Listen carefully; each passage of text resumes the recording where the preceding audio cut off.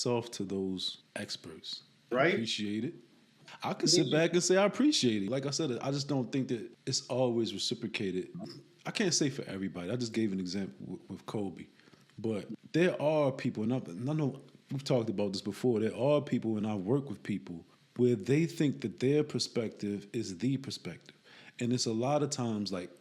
To give an example, it's just if I get into a situation where new situation, I'm like, okay, I can come up with a strategy for this because my brain is always going to be thinking about some kind of strategic approach to something. And it right. might be a situation where the people that I'm with, they're like, nah, let's just go ahead and start it and get it done. And for them, they think that I'm just not wanting to do it. I'm like, no, I'm a smarter, not harder person. There I you go. don't I don't do harder, not smarter. For them, theirs first thing is to just get in there and get started, and we'll figure it out on the way. And that's good for a certain type of person. Right. But I'm not that type of person, and I recognize that, and so I'm not. That's key. Once you're good at, hey, this is going to be my standard. I'll be like, well, that's not my standard. Perfect. If I need things up to your level of quality, I'll ask you. But that's not where I'm at right now. Yeah, and it's not even about quality, right? The major movers in the world have the ability to create and implement and execute good strategy. Right? Yes. It's about putting different pieces together. Like the go ahead and get it done person, they have value and Yeah. they're the experts.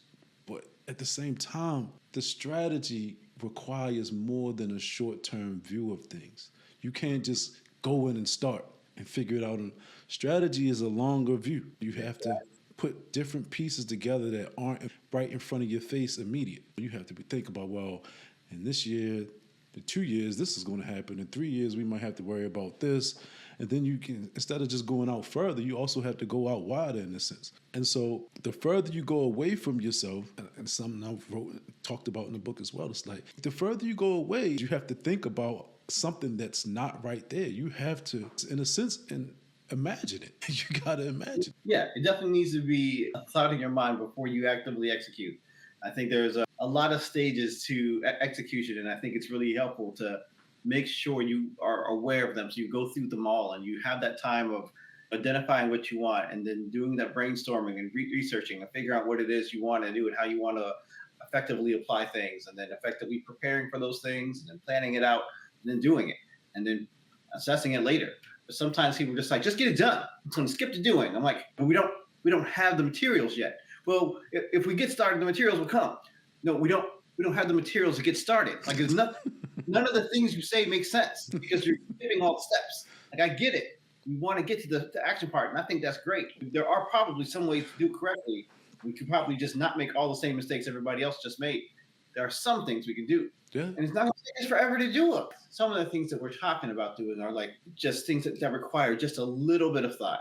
And I get it. Not everybody needs it broken down that way. But I think like it doesn't hurt anyone to take 5 minutes and just say, oh, the right way to do this involves these steps. We're going to do these steps. Like, give it a second and let us just at least get there, please. Help me.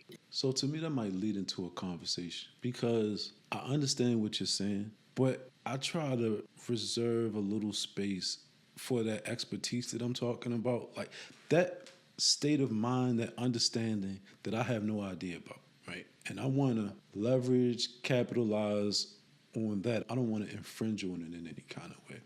Right. If I start trying to understand, well, how are they thinking about it? I'm starting to put my mind on what they're doing.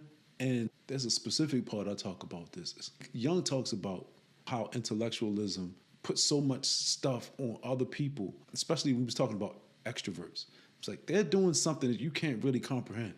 Their interaction with the world is something, it's just their relationship to the object is one of those things that an intellectual approach just can't understand. It can't fathom that. So I say all that to say that the focus to me then becomes make sure you are focusing on something that has an effect on you.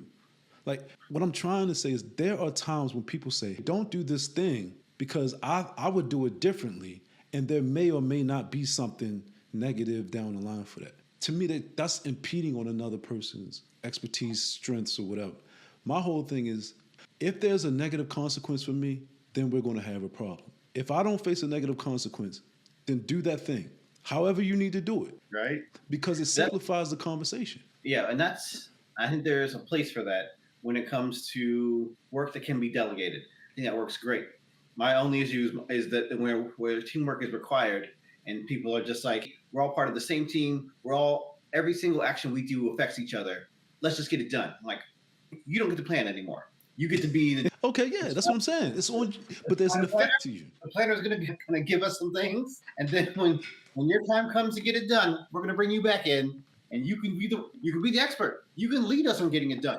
You can present the project. You can make all decisions once we get to that point. But right now we're in the I don't even know what we're doing. So I'm going to let the person who plans just get us the resources for it, and then once they say it's time now, we've laid the groundwork, then we're going to bring you in, and then let's get it done person can be like, all right, go. But that's exactly what I was saying. How can we help you get that done? Yeah. When you say the team aspect, yeah, that's exactly what I mean. If they're including you in their plan of no plan, then that's directly affecting you. But Right. the issue that I'm thinking about is that sometimes people like to have opinions on things that don't actually affect their lives. Right. And they love to do that. They're just like, you should do this like this, and you should do this like that. If this person does it a different way, there is no bearing on your life. So Right. why are Nothing. you concerned? Right. Why offer unsolicited advice? If they are already doing something or already going to do something, why spend your time, energy, effort, brain power to be so excited or invested in their result? Let them do their result their way. It's completely fine. Good. Yeah. You see this so often. People who have complaints about things, like telling people how to live their lives, and you should clean your house like this, do your work like this. They have opinions about everything. And I'm not saying that people shouldn't have opinions. I think it's your responsibility to understand when their opinions don't matter. Right. But That's exactly right. But focus on the things that matter to you. Because it gets to a place, and I think some people might recognize this as apathy. It's not really apathy. It's like, look, you said that you had it, and I let you have it. And something bad happened. I let you do what you needed to do. You did what you needed to do. It didn't work out for you. I had a different suggestion. And you didn't like that suggestion. I didn't get in your way. Now you can't come back to me and say, I have to pay because things went wrong. No. You did it your way. You get your consequences. That's how it works. There you go. But people, that's a hard thing for some reason. I don't think that's common. I don't think people can like segregate those lines very well. It's hard. It's really hard to do that well and see that done consistently. I think it's really challenging for people to, one, let people make their own decisions, but also recognize that each decision comes with its own special brand of challenges. How can I put it differently? Like I was talking to somebody else about the idea of leadership, and I was like, it's really important then that we have leaders make wise choices and understand that we have to appreciate leaders for who they are. They're going to go in, they're going to take risks, and they're going to be wrong sometimes, and they have to own that outcome. That's on them. But they're going to be right sometimes too, and they're going to have to own that outcome. And that's the part that we have to recognize, that there is an inherent responsibility and a risk with any kind of leadership, with any kind of project, with any kind of agency. If you're going to make a decision, you have to own the consequences of that decision. And I think people always say, like, no one likes being told what to do. But when it comes time to take the risk and do things, no one wants to take that first step and be the person who takes that risk either. Mm-hmm. And that's the part that people skip over. They're like, I don't want anyone to tell me what to do. I'm like, great, make a choice and do something. I don't want to make a choice or do something. I'm like, well, then you are not going to be able to reach this outcome if you don't take any action. And you can't get mad at the people who took action and reach this outcome. So yeah, I agree. It's funny that people they don't see it that way, and they think they should get the same outcome that the people who took risks. And they're just like, well, I don't understand why this person over here got this. I'm just as deserving. I could have that. I'm like, but did you do any of the things? Well, no, I didn't do anything for it. I just want it. I'm like, well, that's trying to have something without working for it. That's trying to get a result without investing in a cause or any kind of paying, like without paying any other price for it. I get that, right? But I get the sense that that's part of the human condition.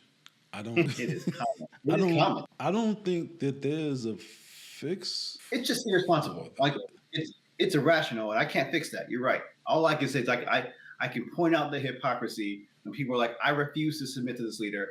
I refuse to follow this leader, and I'm going to condemn this leader's activity. I'm like, so what kind of activity are you going to do to solve the problem? Well, I'm not going to do anything. I'm just going to complain about it. I'm like, oh, well then now I can easily point out the fact that your complaints did not add to the situation. You did not help with your lack of action in that sense. Like it is no longer a you should be in charge or they should be in charge. The person who did the thing should be in charge. And you have no. You should stop whining about it and start either doing something to become more valuable or not. Just you have no leg to stand on anymore. I used to listen to a lot of people just say everyone has the equal right to be in charge, have your own agency, do your own things. I'm like, for a lot of things, sure. There are a lot of your own decisions about your own body and your own property that you can do what you want with. Yes. When they would say, like, I should be in charge of the group just because I want to be in charge and I don't like anyone telling me what to do. Or I should quit this job and go be an entrepreneur because I don't work well with others and therefore I don't want anyone to tell me what to do. I'm like, that is not the same as being skilled at something, taking risk, and actively solving the problem. You have not done any of the steps yet, but you want all of the responsibility. You have none of the proof, but you want all of the all of the weight that comes with leadership. I hear everything that you're saying, but I think the funny thing to me is that I'm past that point. Like, I literally don't even hear these comments. I don't hear these comments, not because I don't care. It's just that, like I told you, I've accepted that as part of the human condition. I just totally don't pay attention to these types of comments. When I hear Nice. that type of comment, I come to the conclusion that you come to, like, oh, this is definitely not a leader. Why would I listen to this person? So Yes. I just don't think of them. Really, what you just said happened to me today. I saw a message. I think somebody took offense to one of my comments. The person was like, "But people don't care about these people, and they don't value the lives of these people in this place." And I think my mind is always like, "But what are we going to do about it?" But other people's minds don't do that automatically. They just say, "But here's the thing. Look, this is the thing," and they don't say, "Well, can it be different than that? How would Right. you make it different than that?" They don't ask themselves any of these questions. So I stopped listening to these people. I don't listen to their opinions on anything. Like, here's the thing. Yeah, that's the thing. Moving on. Like, that's, and it may seem condescending, it may seem arrogant or whatever. It's not meant to be that way. It's meant to get results. I'm not I'm not in the business of making people feel good about me. I'm not It's not what I'm attempting to do. You Yeah. may Your feel whole good about me. emotional management. Your emotional management is not your job. You're not taking it on. That is not what you're here for. No. And while it's something other people try to curate, that is not your highest priority. It's like it's nice to have harmony, but I'm not going to spend my entire day or time and effort to prioritize harmony over results. Like I have a problem. I wanted a solution. This is my solution. I'm happy to discuss with you solutions. But when they're like, how do you feel about the solution? I don't want to discuss that part with you. That is something else. I just needed a solution. And when I find one, I will be happy with that. The end. For me. Wow, man, there's so much stuff I could take from what you just said. I don't have a problem with talking about how I feel about the solution as long as that's not the focus of the conversation, right? For some people, that is the focus of the conversation. I was Right. talking to my wife. We were watching something on TV, and this couple was having an argument. I'm just like, that's the difference between men and women. She wanted to hear him apologize and recognize that she felt bad. And as a man, I'm saying to her, I'm like, we don't really care about how we feel about the situation. We're trying to fix the situation. Yes. How we feel about the situation comes afterwards. Or Right? maybe it might come afterwards. So Hmm. that's why we fundamentally can't understand each other, because if I feel good about the situation and it's still not fixed, to me, that's cognitive dissonance for me. Like that just doesn't work. We're solving different problems. We're also not we're solving different problems then. And some certain problems, while controlling your inner world and solving that problem is certainly a desire you want to have. People want to live life and have a good experience, but it's the outer experience that has to get solved first if you want to have that inner experience. In the sense of there are outer problems that are some are very urgent, some are super urgent and super important, and they're in that box where this is required for life. And then we can talk about later how I experience that life once I have life. But we have to have the light part, and that's something people are like, well, I want to work on how I feel on it. I want to solve my internal dissonance and conflict first before I can do the things on an outward level. And I understand that because that does help facilitate efficiency. I'm like, that'll be super helpful. And there should be some level of margin every human being has to do that. When we start navel gazing and getting into like this really deep spiritual, like, oh, what about this? So sometimes I feel like this, sometimes I felt like that, and maybe this came from my childhood. I'm like, I hear you, and there is going to be time for that. But right now, we need to make bread. And once we have filled our bellies and we are like, we had the bare minimum information we needed, we had the bare minimum margin emotionally that we needed to like think through this issue and then find a solution and then do the solution. After we've done that groundwork, then we can go back to this internal groundwork, like, how could we perform at a higher level later? Like, that's a different question and it's a different part of the process. Yeah, and being a type show, like that's what I love about type, because it's not, maybe on average I can say, oh, there's a difference in the genders. But with type, even if it's a woman, like a T type, INTP woman, ENTJ woman, something like that, like it's fundamentally different than a F type. It's like you said, they're solving different problems. They're not solving the same problem. For T types of people, the actual issue is the problem. How we feel about the issue is second to the actual real issue. And right. Our logical approach to it is paramount, or rational, or whatever approach you want to call it. Rational, logical, structured, strategic, whatever you want to call it. But that's one part of it. It was another piece that you had said. I wanted to jump on there, but I got stuck on the feeling about things. They just are different problems that people are solving. Yeah, I mean, there's an outer problem, there's an inner problem, but I think it's great that thinkers focus on the problem and make the problem the problem. They focus on that issue and they leave that as the central issue first, as like using the outer concrete whatever to focus on, and then later can focus on the more internal or emotional value judgment response to it, which I think is helpful, but it's not always the highest priority. And I think people's priorities can get out of whack when we start emotionally reasoning.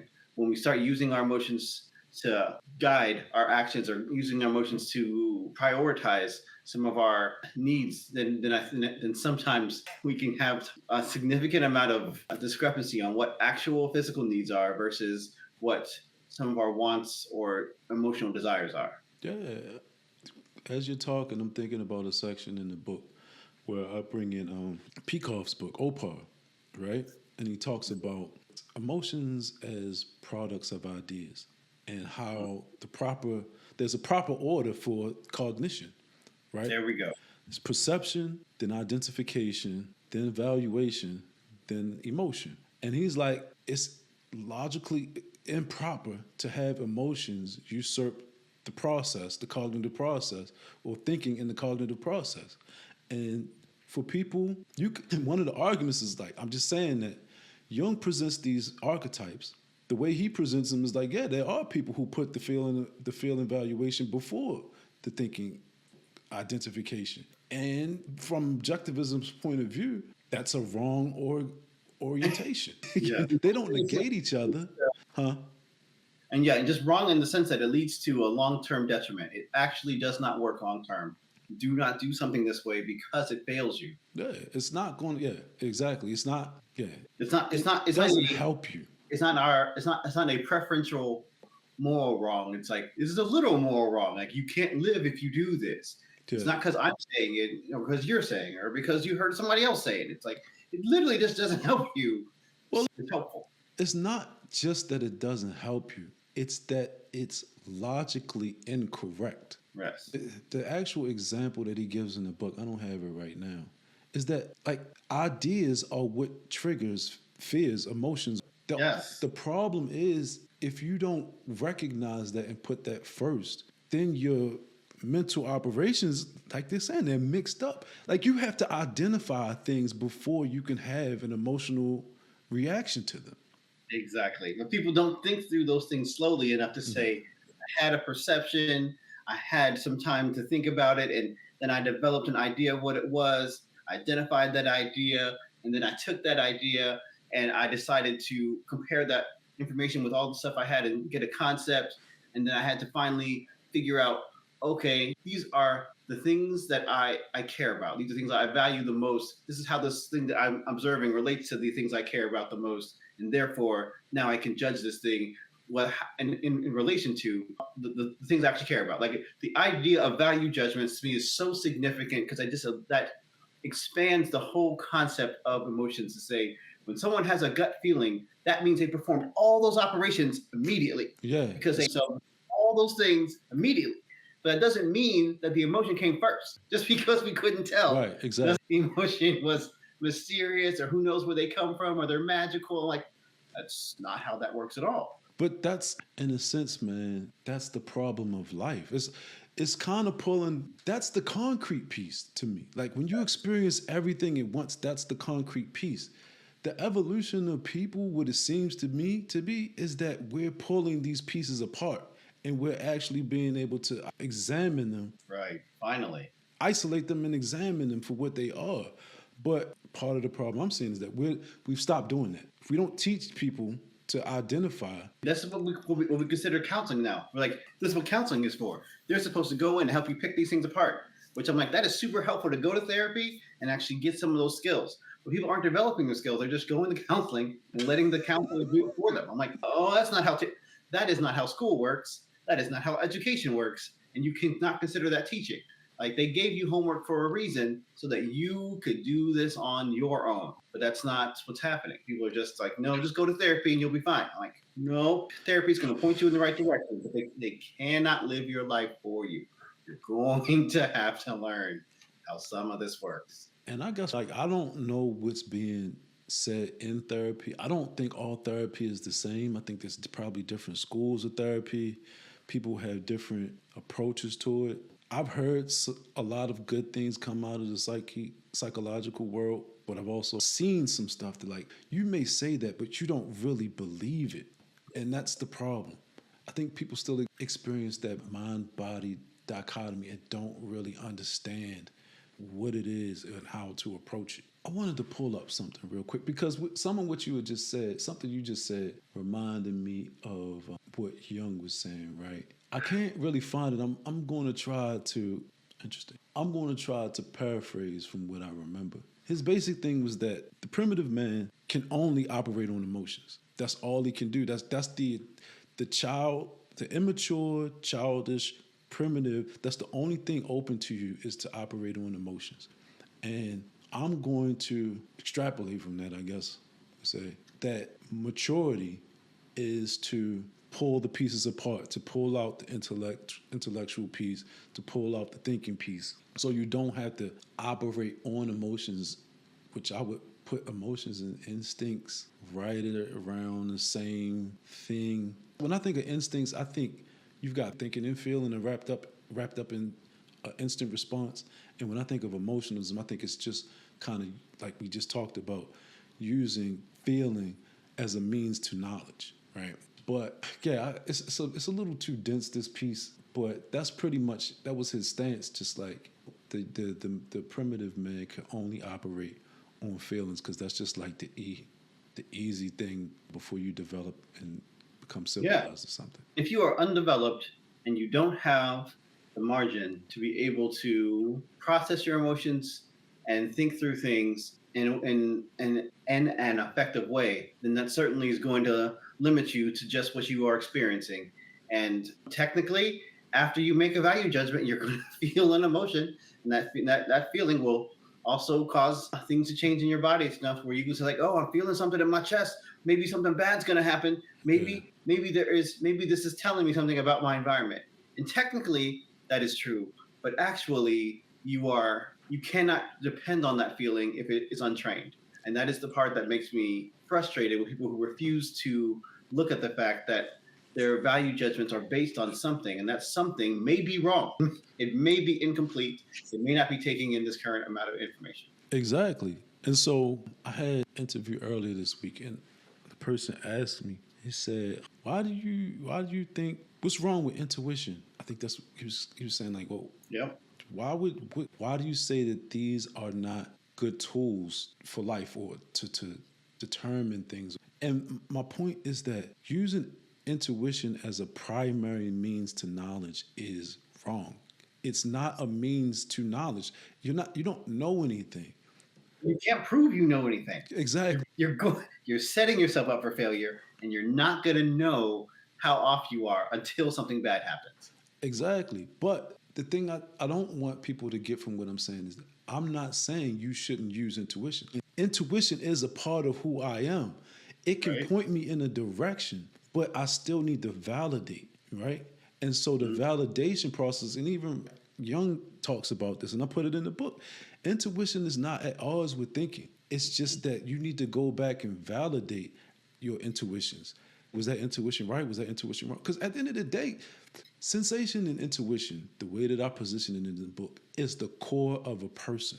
When you think about it, we're like animals in that way, Yes. right? If we were to just live on sensation and intuition through Jung's framework, we would be just like animals. We'd be much faster because we don't have to think. We just go. We just feel and go. We'd be doing things just like we talked about, people who just take an idea and just go with it. But Right. This is like the exact thing that they're talking about in the Thinking Fast and Slow book. Like this is what they do.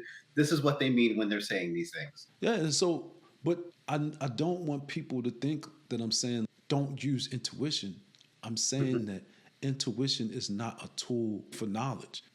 It can't be the only thing you depend on for your conclusions. I think it's ineffective. It's ineffective as a solitary source of information. I'm like, it's like I have something, and therefore that something is wow. I don't even know if you can even say that. Like everyone has a perspective, so I even like can express something like without thinking about it and making some sort of inference, some sort of judgment about it. I'm like, you're gonna have to assess it in some way, shape, or form before it comes up. You can't speak in the color red. You're gonna have to go ahead and process this on some level. So like thinking is always evolved. But yes, you can't depend on. I don't want to call it lazy thinking. It's not. Gut feelings. Yeah, yeah. You Gut just can't feelings. those kind of gut things. Can't trusting your gut, trusting intuition without fact checking, like you're talking about, is an ineffective way of declaring truth, understanding truth, or making right decisions because you don't have any standard of right or wrong at that point, and you're just like, this just came out. Everywhere. You just everywhere. There's a show that I watch with my wife, and the woman wanted to understand what was going on with her husband, so she got a private detective to track him down and see what was going on. And the detective comes back and he's like, I can't find anything. Everything looks like it's all right. She's like, nah, you didn't have enough time. I know he gets everybody to be on his side, and you just haven't found him. I know him. And that's what you just said. That's what it is. It's like there is nothing, you can't communicate with a person like that because whatever they feel at that moment is what they think they know. There is Right. no basis for knowledge except their instincts, intuitions, notions. They operate in a vacuum by themselves. They don't have to refer to anything. No truth, no facts, no. Why did you even hire somebody? Basically, you hire somebody to validate the way you felt, and since There they you didn't go. validate the way you felt, then Now you're like, now it's time to find some other evidence for what I already feel. It's like, all right, so we're clearly not actively looking for real, logical, true answers. We're just looking for things that are going to make you feel like this is an answer that corresponds with what you already think.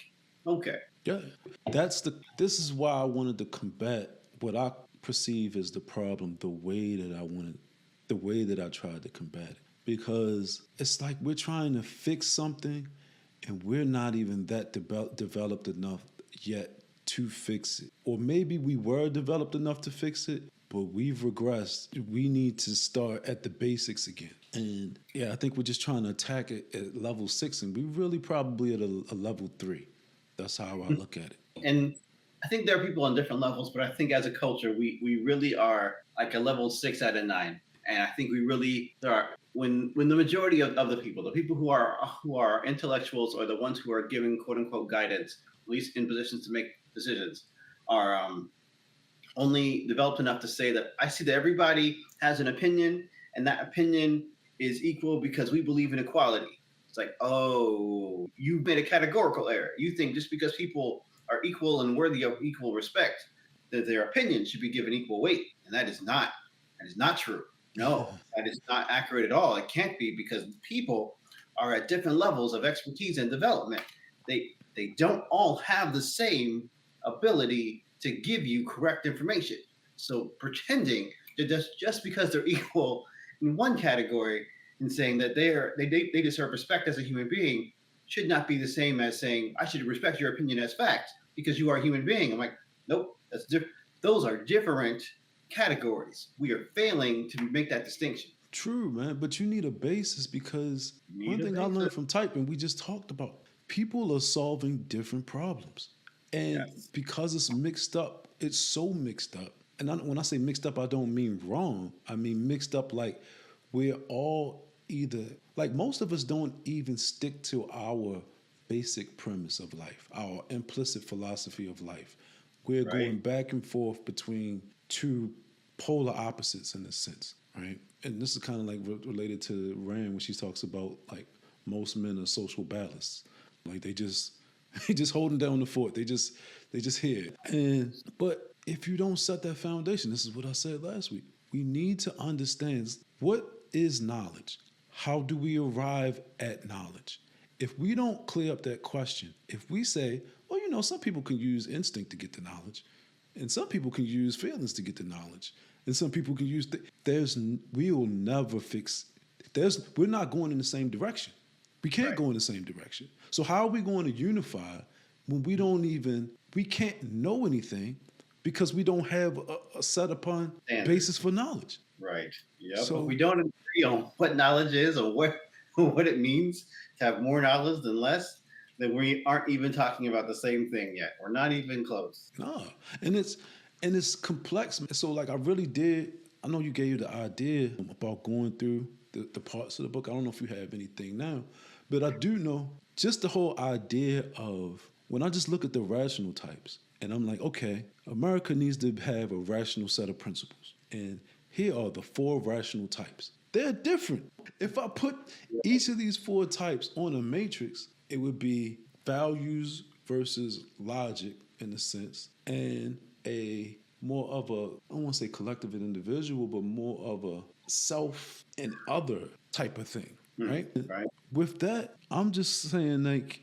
that's a complex picture that people, I mean, this is a system, this is a tool I used. Maybe you have a different way of figuring out this thing, but I took this path. But that thing, that to me, those are valid things that we have to address when we're talking about knowledge. Like, is the self important? Or service to others important? Because then you're solving different problems, Right. Yep. right? Then is it logically correct or is it a good thing? Right. Those are different problems. So you multiplying these problems. These are not like one for one. You have to multiply these problems. So Yeah. that's why I wanted to use the system to kind of just bring to light, like, look, this is not a simple fix. And that's just taking it from a rational standpoint. I could Right. really just jump the fence and just say, well, what if I just go by instinct and just take the irrational standpoint? That's a Hmm. whole nother box that It is a whole other blocks, but we have to. Well, for me, I have to put everything in the health box. Like I use health as the standard because that at least pulls everything together. And just like a healthy body has to function well. Like however well the body performs that function, help performs that survival function. I'm like, okay, that's health. Excellent. Your mind, mental health. How well does your mind perform its survival function? How well are you going to effectively keep yourself alive? And now I can start evaluating the different cognitive skill sets and saying, okay, what is the minimum you have to believe as is true for you to make it to the next step? If that is the case, then you must perceive at least this much. You must have this much intuition to know these kind of concepts exist and be able to apply them enough to eat, sleep, and breathe, and make sure you move on to the next minute, to the next hour, to the next day. Like there are certain bare minimum requirements that happen, and people who have these things in common, these shared values, that's going to at least create a framework for discussion and understanding. Because there are a million different ways to go, but there's a minimum that has to be met. You must believe in reality. You must believe at least these things about reality and know them. You must think logically, at least to this degree. You must be able to make certain connections, at least to this degree, to even know these concepts exist. So anyway, I just think that to me helps with the discussion when people start saying, "But I feel this way about it." I'm like, "That's great. That's like level 5 or 6. We can get to what you have chosen, like what your values are, and how the things we're talking about relate to those values, and then what you chose to think about them." Cool. I understand that was part of your process, but you had to believe these other parts to get to that process. Let's at least acknowledge the fact that these other parts exist. Sometimes people don't think about that, and that's fair. As long as they're willing to have the discussion, I think that's great. But I think we can all observe people who are demonstrating enough virtue in the majority of cognitive areas to say, okay, you've done enough to get to the mature adult point. You are independent of your parents. You have a job. You're holding things down. You're thinking long range enough to make it to this step. Now we can start talking about why you got here, what it is that we're trying to solve. So I think we're talking about two different things. We're having common. We're solving two different problems. For me, I'm thinking about leadership because it's the only way. That's the only place that it intersects with my life. That's why I talk about politics or ethics a lot, right? Because it's the only place where it intersects with my life. The person that you just explained, if they are not my leader and they don't control anything that intersects with my life, I just don't engage. That's fair. Yep. It is not a worry or a concern. No. It does not affect you. That's true. Yeah, so when I'm saying what I'm saying about the rational piece and the logical piece, that's why the focus of the book is on leadership. You may see parts of the book that explain how these types work. It may explain how you would see this manifest in people on a day-to-day basis, but that's not my focus because I am not tied to them. They don't, it's not like I don't care, it's just that I am about what matters to me. And Yes. if somebody is doing stuff that doesn't really bother me, and then I don't have any negative consequence, but I don't agree, like I said, I don't engage.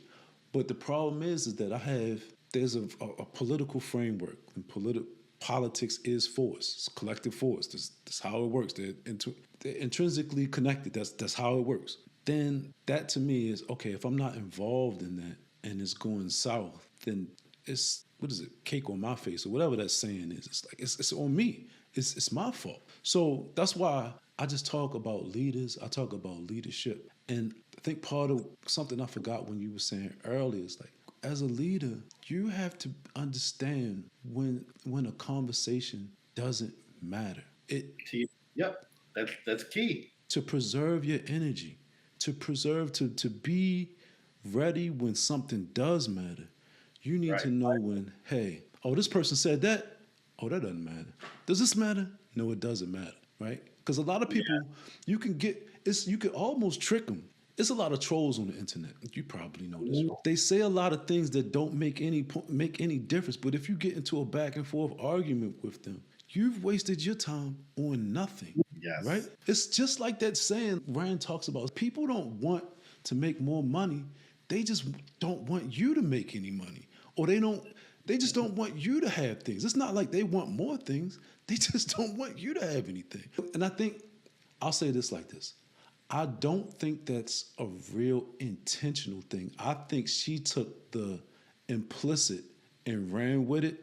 But I think it's just that when you're dealing with a rational person, they're not connecting a full worldview. So for them, everything is in this moment, in this time, in this space. They're not thinking about anything beyond that. If you think about things beyond that, you're like, well, this can't connect to that and that and that. And I can't build a life on that. So therefore, what you're saying is just not life affirming. It's not life building. So therefore, it seems like you don't want me to have things. I just look at it as like, no, they just aren't building a full mental framework. That's the failure. I hear you, and I think there's something to that. Like, there is a stage of conversation where people get trapped in the jealousy portion and can only think of comparison. I can't stand it. This person has more than I do. When I think about that, that makes me feel bad because I'm not achieving all the things I thought I was going to achieve, and therefore I don't want them to have things. But then there's a part that, like before that, where people are struggling and trying to fight against nature in the sense of like they can't eat, they don't have shelter, or like they're subsistence farming or just barely subsistence living. I think at those point in time, that people are solving different problems at that level and at that stage of development. And I think it's not always jealousy when people don't want you to have things, and it's not always a focus on you not having things that motivates most all of existence. I'll say there is a time and place for that. I just don't live there, so it's not something that I think about a lot. But I hear what you're saying. When it comes to leadership, you need to have very specific, clear-cut standards of what actually does matter. What is mission pertinent? There's a word for that, or a phrase for that. But yeah, there are certain things. Thank you. There it is. So there are things that are mission critical, and there's certain things that are just extra. It's like there are a lot of things we could discuss today. We have one thing to do. Is what you're saying relevant to that? Is it helping us get there, or is it hurting us get there? All right. If it's not helping, it's irrelevant. Moving on. But that's what you just said. That's me. That's what I'm trying to promote. That's what I'm trying to influence. Have a position. Yes. And I'm gonna bring up an example, and it's not directly what I'm saying, but it's kind of what I'm saying. I read this book once, or listened to this book, Shelby Steele, called White Guilt. I think it's called White Guilt. Basically, his position is that white people, because of the ills of slavery, at some point in time forfeited moral authority. And I don't think it was just white people. It was just the good Christian man, because I think he's kind of more of a Christian in that Christian lane. The good Christian person, or the good Christian white person, because of the guilt of slavery, forfeited moral authority and just kind of was just like, oh, well, we did do these things, and so maybe we shouldn't be good Christian people. Maybe these principles aren't the right principles because bad things happened in the past, blah, blah, blah. And his argument was like, look, stand on business. Things happen. You could take the position, people didn't execute on Christian principles properly in the beginning of the country. Just fix that part and just keep standing on business. But what they did is they forfeited the whole thing because a part of it was tainted, right? Right. Well, just yes, there were some actions that people took that were wrong, that were morally wrong, worthy of condemnation, and that allowed people to overgeneralize and color all actions to color all a certain sect of people or certain color of people, which is irrational. But yes, I think people did leave their moral high ground and get rid of all of the good parts to it. Threw the baby out with the bathwater, but just there was very little critical thought happening, and I don't like the premise is wrong, and so it's infuriating when they're just like, white people can't be good because they allowed slavery, they perpetrated slavery, they're the worst people in the world, white people are evil, white people are the devil. I'm like, okay, there's way too much generalization going on, but also you don't treat yourself this way every time you make a mistake.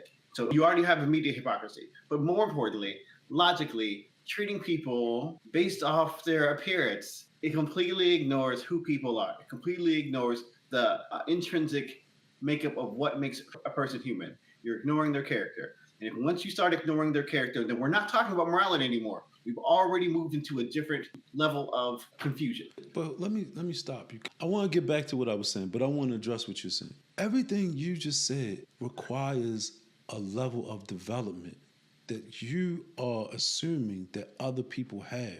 Like, you're answering questions that they probably aren't consciously asking themselves at all. That's true. Right? And so you twisting yourself around about something that they just gonna be like, you're wrong. Yep. And so why waste your energy for something like, you got to show me something if you want me to go through. Hey, I could tell you why these things are right, but if you're not gonna listen to things, I'm just gonna keep moving on and not care about your position.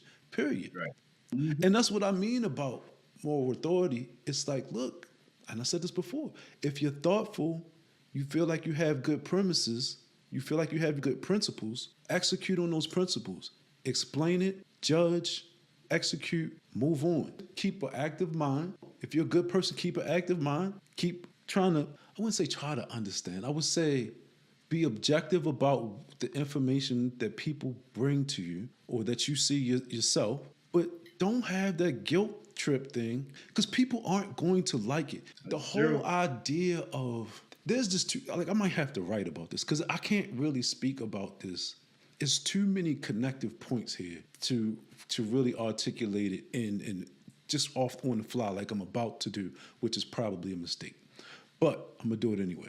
The whole point of it is like as I'm watching the video, I see a video, quick video earlier today about this woman. I think she's like, I don't know, Middle Eastern or whatever. And she's talking about the man's role in the household. It's like the father prepares the child for life, for reality.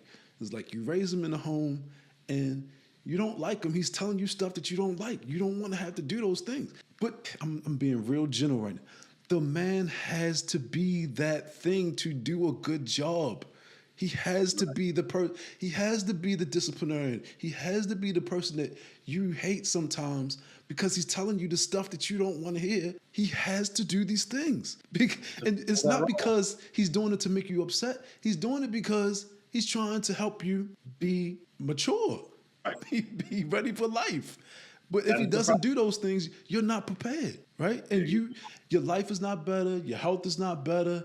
And you can be mad and upset that he's telling you to clean your room or telling you to get good grades or telling you to get a job or telling you to get out. You could be mad at all of that stuff, but it doesn't matter. It's the fact that these are the steps needed to become mature. This is the process, and these steps have to be gone through for you to reach the outcome that you desire. If you want to become a full-fledged functioning adult with agency to do the things you want to do, these are the steps. Whether you like it or hate it is a next level question. We can talk about your value judgment later. But if you say I want to live my own life and do my own things, then these are the steps you need to go to get through. Go through to get there. Right, and I guess I say all of that just to say that you have to pull up the saying again, you have to stand on business. You have to stand on your principles. Because people smell blood in the water. Like right, they will take advantage of. When they can sense that you'll move off your principles with a little nudge or budge, man, it's sharks in the water. That's how they operate. Because once again, man, there's so many. This is the problem with extroverted intuition. It's just like when Rand talks about the Comparchicos, when Jung talks about when the Comparchicos and when as a young child and how teachers interact with a young child, when Jung talks about how emotions, how they're used for primitives and for children, that's the means. Like we all can sense emotions with the people that we're around. I can tell you, not necessarily, I don't know, but I can feel my way through a situation, especially when that's the tool that I've been using throughout my life. As a kid, that is your tool. You sense when somebody is ashamed of you or when you supposed to feel shame, or when somebody is, I don't know, read the Comparchicos. It'll give you a great, I'm not telling you, I'm telling anybody that might watch this, but it'll give you a great sense of how when you're in that stage of life, you can use emotions as a intellectual tool. I think she specifically said that as a kid, because that's what you're developing at those stages of life. But when you become mature and you living in a civilization that is a result of rational thinking and the Enlightenment and principles and stuff like that, like, yeah, we've developed these tools that we used and have used them to create a better life. And therefore, we would like to retain these tools and perpetuate them into the future. Because I want my kids to have a good life and life for you to have a good life too. But that nonsense that you're kicking is not about good life. Nobody would want to live in the world that the people that you're talking about and who I'm thinking about, their opinions or their strategies does not end in a good world. It's not going to. But nobody wants to say that flat out, like, yo, your ideas are garbage. Shut up and get in the... And it's not even a shut up thing, because I think shut up is almost disrespectful. I don't want to say shut up. I want to say your ideas aren't working. I don't have to listen to you, and I'm moving on. You can keep Yes. talking, but Your ideas are. It is not just a preference issue. You are actively saying things that harm people now. Stop saying these things to me. You feel free to talk to other people, but I disagree because your thing has been tried and shown to be harmful. I don't want to die. I'm not going to give you the benefit of a doubt. You're wrong. You shouldn't be doing this. I disagree. We can move on now. I'm ignoring the things you are saying. yeah, but most people can't do that though, Josh. Well, a lot of people can't do that. They, That's fair. they don't have that switch to say. Like can't say that I've always been like that. I had to respond. I told you I went through like a quest online, man. I was trying to figure out. Like I didn't even used to be into all of this stuff. And then I started getting involved to ideas and philosophy and some politics and psychology and all of that stuff. And so with that, I had started doing like a deep dive online, man, and just in some groups and just having conversations with people. And then was a lot of the NT groups. A lot of people think they're a lot smarter than they are and whatever. They have Everybody wants to be yeah. a check. And so they have political opinions about this and about that, and it's a lot of Marxists and socialists and blah blah blah and all these types of people from all around the world. And you That talk blows to my. That's crazy. It's it's crazy. not really crazy if you accept what I'm saying, like about people they're solving different problems, Josh. So They to use are. your language right back on you. But They are solving the problem. It's but not real. It's not rational. It's not true. But they are different. They are different. But to go through these to get to talk to these people and they like snarky and this, that, and the other, and it's like you ask them, I had a legitimate interest in, well, how does this thing work? Like I didn't even know about Marxism and socialism and all this. I'm like, well, how do these things work? Because I'm naive. How do they work? And then I keep hearing these arguments. I come to the conclusion, oh, these people are right. These things don't work. They don't work for the masses. They work. They can't work. They, Well, Josh, wait. They work for the people in power. it depends if what problem you're solving. So yes, if you're trying to either stay in power or gain control over people, yes, it works for that rhetoric for those people in power. But when people say socialism is the only or Marxism is the only ethical system in the world, and if everybody did that, everybody would be fed and there'd be no more problems on Earth. I'm like, that actually doesn't work. Like the things you are saying It didn't work. does not lead to the things that you want. It has not worked. People tried it, and it didn't. Didn't even have to try it. Principally, it could not work because it did not. They're like, all we need to do is redistribute things. I'm like, we don't have enough things to distribute. We don't even need to go here and try to distribute. We don't have the things. They're like, well, there's probably more food around to feed more people. I'm like, we have more children every day. Unless those people are mysteriously being born and picking up a little hoe or rake and going into the garden and making food that day, then we don't have enough for them. What are you talking about? We know that's not possible and we know that's not working. Anyway, because there are some principles that exist, when you find something that violates a basic principle, a basic tenet of life, it's no longer a question of like we should try this out now and see what happens. I'm like, you don't have to try that out anymore. The premise was wrong. We thought that we had a surplus, but that was an assumption we made without taking into consideration what we needed. You are correct on most of it, I would say. I think that there's more to it, I guess. There's more. To bring your point back into focus, the question is, what problem are we solving? Yes. Right? Are we solving a people problem, a self individual problem, or are we solving a collective problem? Because that's one of the things that I uncover in the book is like some people don't identify, they don't really have an understanding of what an individual is. Individual is not the history of the world. That's not the history of the world. The Right. history of the world was a collective history. People were living in tribes. Tribalism is a primitive thing. It was not a you, me, him, her. It was us and them. It was just groups. And that leads you to the first question. What problem are we solving? Are we looking at the world as a big blob of groups, the humankind? or are we serving the individual? And I think a lot of times you have people who really have the implicit collective philosophy, but they grew up in an individualist culture like America, and they just can't reconcile the two. They don't really understand that what an They do. individual is and why this is set up for individuals. And yeah, so those things. But the whole point of it is just that it doesn't work, but they're not bashful. They're brazen. They don't have any sort of like people can have one of the worst ideas in the world and then still be proud of it. I just say all of that to say, man, you have to preserve your energy because there's a nonstop funnel of people who will engage with you on nonsensical ideas. So, It's, what do you think is mission critical then? What are those things that you use to decide between the two? What things are distractions? What things are not? I told you.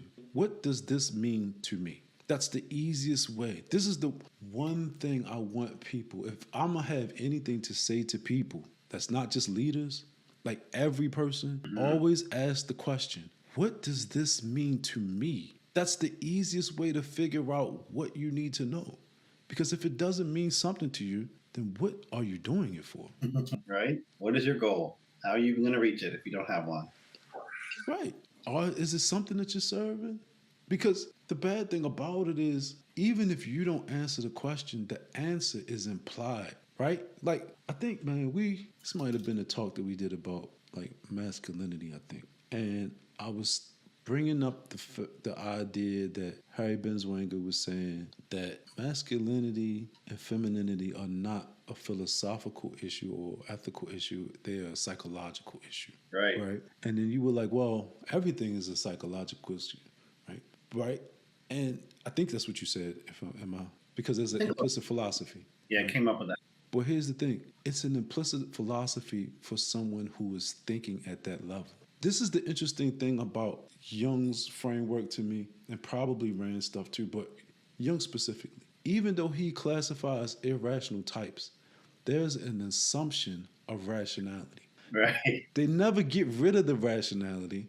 They just say it goes to the background and and this person hasn't developed it yet.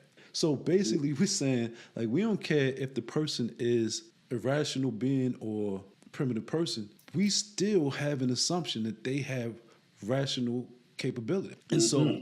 that's what I mean when I'm saying like the philosophy is just observed. This is my opinion. You can disagree. It'd be great if you disagree. The person who is a thinker or understands something beyond that is projecting rationality onto the other person. Like you're saying they have an implicit philosophy. Well, philosophy really is about like it's about judgment and choice and really yeah, it's judgment and choice, rationality, those things. But this person not exhibiting it, right? So yeah, we're just saying like this person hasn't developed enough to know what problems they're trying to solve or what goals they're trying to get to. You have to be the person that sees everything while they don't see anything about themselves. I don't see anything, and they are comfortable with that. Right. And but I just want I kind of the reason why I'm saying is that I want people who automatically say that to understand that this is your deal. This is fully your this is your deal. I'm not saying that you're wrong. I'm just saying that you're trying to say it to the other person as if they understand what you're saying Right. and they may not. They may not accept that. I think my thing is that everybody has a system of beliefs that they live by. And I consider that a philosophy. And I'm like, okay, your beliefs about the world, beliefs about existence, your belief about yourself exist. And because of that, I have something that I can point to and say, that belief can be weighed and valued. I can take your belief and compare it with reality. And because I can do that, thinking, by thinking critically, I can judge your beliefs and your philosophy and your sense of life as being rational or irrational, as being in accord with reality or completely contrary to it. And when people have things that are completely contrary to reality, I'm like, that is not. If we took what you said, or what you were, or what you said you believed, if we took those things and tried to apply them to life, I can show you and I can point out how that clearly would lead to life being shortened. Like I go back to the health portion, I'm like, all right, that is an unhealthy belief. That is an unhealthy philosophy. That's an unhealthy statement. With all those things that you just said line up with death. I disagree with this idea, this plan, this approach because it is actively harmful. and that's helpful for me to put it in a good category. But like you said, a lot of them aren't thinking in that way, and trying to convey that opinion does not really go over well. In the sense of they don't care, they just want what they want, and that's that. And they are not thinking any further than that. And that is you do have to make sure that you're actually speaking to people who are able to listen, willing to listen, and want to change. If you want to have some sort of effect from your thought, from your conversation. And so, anyway, there's just a Wow. very different approach. Man, I was getting ready to say something, and that last thing that you said just threw me off. That's, if you remember, this is why I said I have to be, I can't remember exactly what I said. Me being authentic and me being worrying about me and the things that are relevant to me is a truth serum. Like, even when I'm dealing with a irrational person, I am raw with them. And I wouldn't call it confrontational because I don't think that we can connect if I am not. They are, man, this is going to be clunky. I am trying to interact with them with my base self. I am not trying to over process things, right? And it's more of a it's like symbolism. It's a class of symbols. There's a piece like it's a piece in Jung, right? And he talks about the irrational type. I think he's talking about an extroverted sensation type.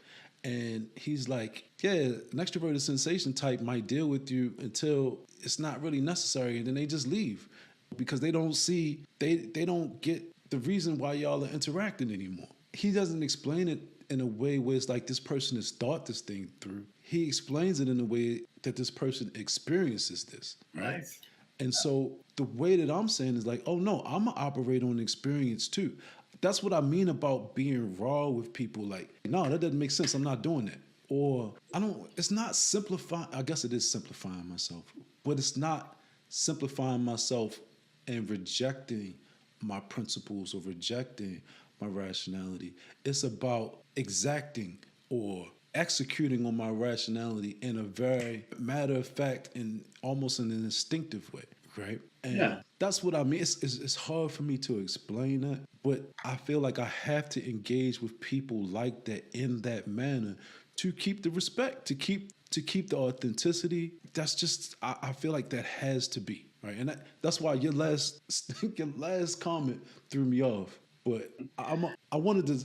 There was other thing that right before you said that, I just wanted to kind of give you a hypothetical situation. You were talking about a person going through life with basically a philosophy that's not life affirming or yeah, life building or whatever. And I want to throw a hypothetical out to you. Just what about? And I hope nobody takes this in a crazy way. What about if there's a woman who marries a man and she's like, look, nah, I've got him.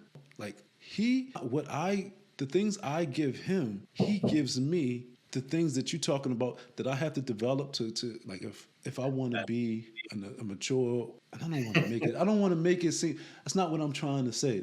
I'm saying Right. like What if we have delegated? relation. What if we have this mutualistic symbiosis where he does all these things and I benefit from it, and I do things that he benefits from, and that's just a trade that we have, Right. And I don't develop these tools that you're saying that I need to develop for life right? because he's my development. He does those things and I Right. do these other things. And that is something people can do. People have agency. They're allowed to make choices. I mean, parasites exist. I don't have nice ways to describe it, but I'm just like, if you're living off somebody, even if they're doing it by choice, if you're living off somebody and abdicating the part of your life where you make choices in the sense of like the responsibility to take care of yourself, if you're like, hey, I stopped doing all the things that I could do and I let somebody else do it for me. I'm like, oh, that's a completely dependent relationship. You've chosen to live in a imbalanced relationship, and there are some. Gosh, I want to say this correctly because it's there's a big difference to choosing. I'll do the lawn and you can do the dishes, or I'll do the roof and you can do the art. There's a big difference between delegating responsibilities that are mutually beneficial to say than saying, hey, you should go out and think for me, act for me, do things for me, and then come back and then feed me and make sure I can keep living the same life I've always lived. Like those are two two different approaches. And I if a lady just delegated tasks that were mutually beneficial for the home, that'd be fine. But when it comes to cognitive tasks, saying like, these are my values, these are what I care about, these are my principles, these are the rules I live by, these are my long-term goals, these are the ways I'm going to make life better. Like if those things are exported to someone else, and just like, you're not even joining them on their path, you're just saying, on my path, I'm not going to do anything, and I'm going to just let the person who already has those things do those things alone, separately. And when they have all the rewards from doing those things, they can come back and share those rewards with me. I'm like, that is a separate approach to life.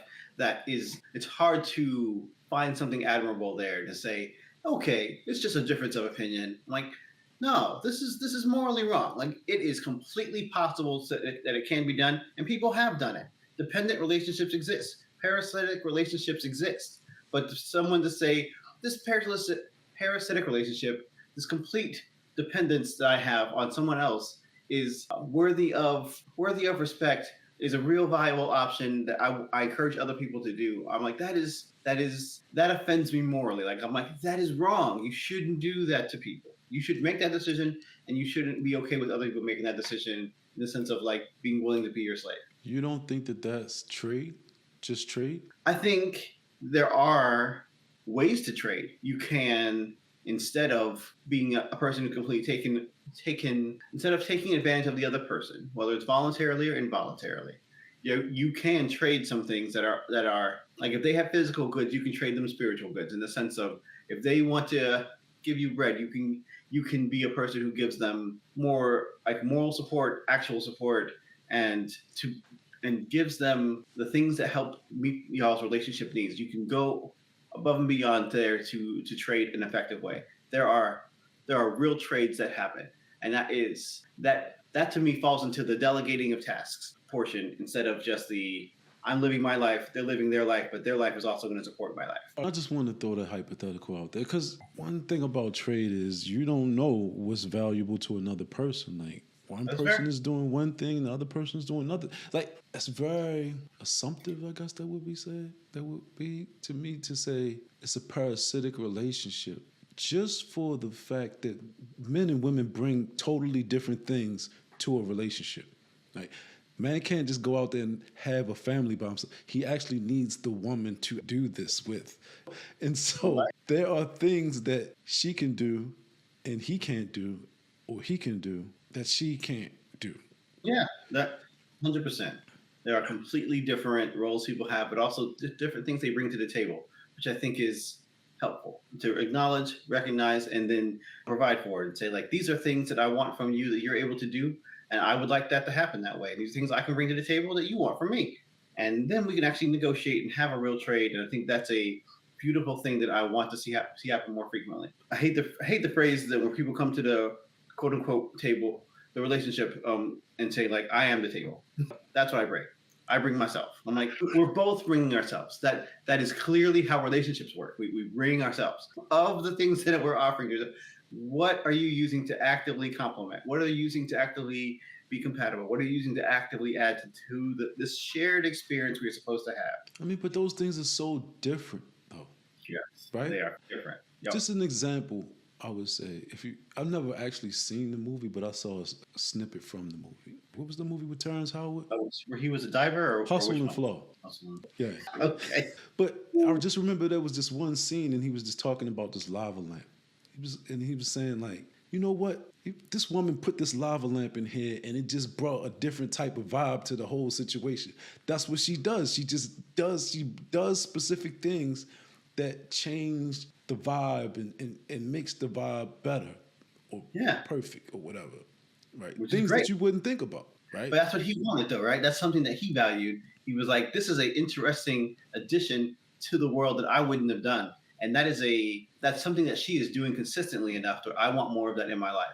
And so that shows his values and what she was doing to help support those things. So they shared that, which was great. I think it's great. It's an interesting thing because you can not. Like, you have to, it's almost that you have to take the assumption that the person traded value for value. I can't Yes. I can't really say this person is in a this man is in a relationship with this woman and this is a parasitic relationship. I it's hard for me to say that. I could say that if I were in that relationship, then because I don't value what he apparently values, then I would perceive this as a parasitic relationship. But Right. maybe it's fair trade for him. I don't know. I hear you. What price is what you pay, value is what you get. Or, but it's sometimes I'm like, that price is too high. But there are people who are out there paying prices they don't want to pay, who are in relationships they don't want to be in, and who are saying the price is too high for what I'm getting. I don't value this, but I feel too bad to leave because they need me, or this is just what I've always done, or this is how I've always seen things go. I'm like, oh, you've been in unhealthy relationships before. Okay, I hear you. Well, you are in the process of learning. There are things you could learn about this that your standard that you're using is not helpful. Yeah, I think it's an interesting conversation. It's a hard conversation to have because you cannot avoid saying or thinking, if I were in that relationship, Right. where you're not in that relationship. And if you were in that relationship, it would be the wrong relationship because apparently these are not the things that you would value and that you would want from that person. That's why they say it's someone for everyone. It's a saying. I don't think it's true, but it is what it is. I It is the mean, same. I guess it's a good hope to have or something. I don't know what you would call it. It's good to be aspirational and go into that situation with like I'm going to be open to see if this person is my person. I'm like, great. At least keep an open mind about this. Don't make a judgment before you have information. I hate that. That's a terrible way to live. I found this piece, but it's gonna be long, and I probably could cut it up if I needed to. But basically, Jung was talking about the problem, and this is in psychological types. He was saying that something brings him to the problem of psychological relationship between the two types. He was like, following the terminology of the French school of hypnotists, psychological relationship is known in modern psychiatry as rapport. Rapport consists essentially in feeling of agreement in spite of acknowledged differences. Indeed, the recognition of existing differences, if it be mutual, is itself a rapport, a feeling of agreement. If in a given case we make this feeling conscious to a higher degree than usual, we discover that it is not just a feeling whose nature cannot be analyzed further, but at the same time an insight or a content of cognition which presents the point of agreement in conceptual form. This rational presentation is valid only for the rational types, but not for the irrational, whose rapport is based not on judgment, but on the parallelism of living events. So it's kind of like what I was saying. If you take the idea of this rapport and project it out too far, away from the immediate experience of life, that's a different kind of rapport than what he's explaining as an irrational type, where it's like, look, I'm perceiving the world like this, and as long as these concretes are connected, we've got a rapport. But I Right. don't do ideas and long range vision like that. So if I don't sense that we have a connection, it's rap. And That's that's what I meant when I'm saying that I deal with people in a very direct way. Very much, hey, that doesn't work for me. No, I'm not doing that. This does work for me. Where I don't want to get into this place where it's, oh, kindness. Kindness is these things are good to do for people just because, with no relationship to reality, just right. because these are kind ideas and kind things. No, kind ideas make stupid people in bad situations for you to be in, right? Yeah, it can't be your highest priority. It can be part of your value stack, but when it becomes the only thing you think about, then I'm like you missed out on things like justice and righteousness and like responsibility or rationale. You miss out on all the other virtues, and when you sacrifice all the other virtues for kindness, you can miss out on the long-term benefit. You don't. If you were only kind to the kids you are trying to raise, they would never learn, and that is a terrible place to be. That ends up with a immature person who actively is harmed, and that's what we call neglect.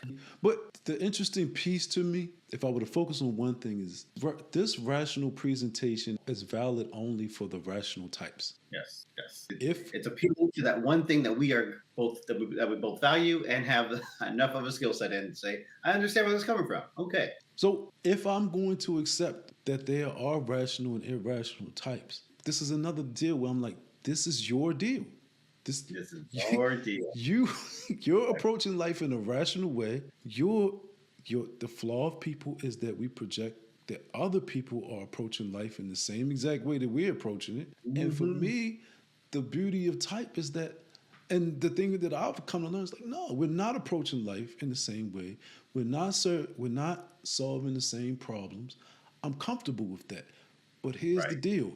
Large. I am very protective of me. And when me and you, what you're doing is not getting along, then that's when we have problems. But when we're not having an issue there, then I'm fine. I'll let you do what you need to do. You let me do what I need to do, and then we're good. There you go. That is the key part. There has to be the portion where we realize that the rules exist to make sure that people can mitigate and navigate conflict. Like there's a lot of things that people have the opportunity to do. The guidelines and rules keep us in that area that allow us to do things that are pertinent to us and don't negatively affect other people. And I think that is a a key point we leave out. We're like, we have freedom to do whatever we want as long as it doesn't hurt people, as long as it doesn't hurt other people. We're not. That is not a thing that is part of the acceptable amount of things that we want to do and are allowed to do. It's like I don't want to be told what to do. I'm like, great, as long as it doesn't negatively affect the people that you are around, and that is something that is necessary for society to function. People typically grow up and learn these rules, and then finally get to a point of development where they're able to say, okay, everybody's opinion tells me something about that person. It has merit in that sense of that is their perspective. Great. That is something that is a level of development that you can get to if you go through the steps of learning the rules, and that's something that we have kind of let go of now, which is very very sad. It makes it super hard to have conversation and navigate conflict because people are looking at every person who disagrees with them as their like mortal enemy, as if they're actually going to physically harm them because they are emotionally or psychologically in conflict. But that's the fault of the people that was controlling the rules. Like Well, some of that. the Some of whole. that's rules, some part is other people who are not following these rules anymore. But my issue is this, and this is what I said to the interview the other day too. Rule following for the sake of rule following is stupid. It is. And so I am not upset that people got exposed because they were just saying follow these rules because we said follow these rules. Right. And so, okay, people stopped following these rules and they said, oh, man, this is a funny story. So maybe I'll just interject the story. And it's not my story, so it's like, I don't know. But my father, right, he's like, we grew up in church. My whole family, all of us, we grew up in church. They grew up in church way heavier than I did, probably. But I was there every Sunday and sometimes during the week. And for him, like, the way he grew up, when he kind of like stopped going to church and he stopped paying his tithes, he was like, man, I thought I was gonna get hit by a car or a bus or something. Or not just a bus, but just something Yeah. bad would happen because he's not following the rules anymore, right? And so my point to say this is that when people started to understand, like, hey, I stopped going to church, I fornicate, and I do a little of this and I do a little of that, and life wasn't that bad. These were some fake rules. Y'all gave us fake rules. I hear you. And People's rules are going to lead to a specific outcome. They're like, it didn't happen that way. It didn't happen that way. That's true. but the problem lies in, and this is what I mean about the rational piece. You take the rules and you project them out too far. You're Mhm. taking the rules too far. This is what I've been trying to articulate this whole conversation. Taking the rules too far away from reality. Saying like, oh, no, you shouldn't do this because of that. Look, man, it's not even, they shouldn't even be rules. I guess they should, they have to be rules to keep some kind of order, right? Right. But they shouldn't be rules without justification. They should always have reasons underneath them. Just like our friend, our mutual friend in this group, which she said when she grew up, she hated that her parents would tell her to do things and they would never tell her why. And that's why she would just always rebel. Right. The method of teaching why in the church upbringing is like Sunday school. It's like, It's like, well, it's here true. are the reasons why we have the rules. But then it becomes, well, wait a minute. you're saying these things and you're taking them too far. Just leave them to the just leave the principles that really matter. Don't give me the extra stuff on top. Oh, and only get married to one person and don't fornicate. Where's the reasoning? If you're telling me it's just somebody felt like it was a bad thing at one point in time, that's not enough reasoning for me. So It's not. You're right. There definitely has to be a focus on these are the things we're trying to build. This is what we're doing, and this is what we found that works. And I think there are people who are teaching people to follow rules who don't understand the reasons themselves. And so when they're asked, like, "Hey, why is this rule here? Why are we even doing this rule? This is a dumb rule." Instead of saying, "I don't know, let me find out the answer," they're like, "I said so. I said so. These are the rules, and if you don't do it, you're a bad person. And if you question me, you're a bad person. If we talk about this more than 5 seconds, you're a bad person." I'm like, see, we have now left the realm of thinking into the terrible world of just, I don't want to call it laziness, the terrible world of the cult of personality. Like we're allowing people just to quote unquote get by with a really substandard answer when there are real answers that do exist. And so, yeah, I can definitely understand why people would rebel against things that they don't understand or that they're told, like, this is poor reasoning, and you have to keep following it. Like, no, you need to offer me better reasoning, or we need to do some other things. Because the thing is, people rebel against these rules and are going to find out. But a lot of the times, what they find out takes a long time for them to finally get there. And like what you said with like your dad paying his tithes, he's like, I thought bad things were going to happen when I stopped paying. Oh, that's not what the tithes are for. That's not how that works at all. I should have told you that earlier. That's not. You can't pay God off. He's not gonna give you good things if you give him enough money. That's not how this works. We are only trying to encourage people to invest in what we're doing to build the thing we need because it takes money to exist here. That would have been a much more helpful explanation instead of apparently the one he was given, or just like pay God off so he doesn't smite you. Like, oh, that's not happening. but two things, man. I'm gonna wait to answer that one, so please don't let me forget to answer that one. The other thing was what you said first. A great example of that is, and I didn't necessarily finish the whole thing, but Jonathan Haidt. Forgot the name of. What's the name of the book, Josh? The moral one. First one. No, it's the what's the name? Mind. The righteous mind. That's right. Yeah. And so he goes into the first story, and it's like, I guess he's with a kid, or was he the kid? I don't know. And his father says something. I can't remember what it was, but kid was asking all of these questions, and then they go to the bathroom at the restaurant or something, and he's like, "What would happen if I peed on the floor?" It's just like, and he's giving in these answers, and then he was like, "Well, what if I just took a dump in the sink?" And long story short, the answer became, "Well, you wouldn't do that because your mom would be mad at you, right?" Right. So he was giving them reasons before, but then he just kept, go read, I'm not talking to you, but go read the book and listen to the book and you'll understand. It's right in the beginning, it's in the introduction. And it's an example of what we're talking about right here, about not giving reasons for things, and people just give these lazy reasons, and it basically just comes down to because I said so. And directive, authoritative stuff it's helpful when your kid is like 2 or 3. But like when we get to 4 or 5, even they're asking why. Like, what are we doing? Why are we doing this? This is dumb. And it may be dumb. There may be better ways to do things. And anyway, if you don't know the reason yourself, then I'm not saying you're lying to kids, but like you're certainly not helping them by giving them a poor reason, by giving them an insufficient reason that doesn't work in the majority of circumstances. And I think that's preventable because we have answers to things.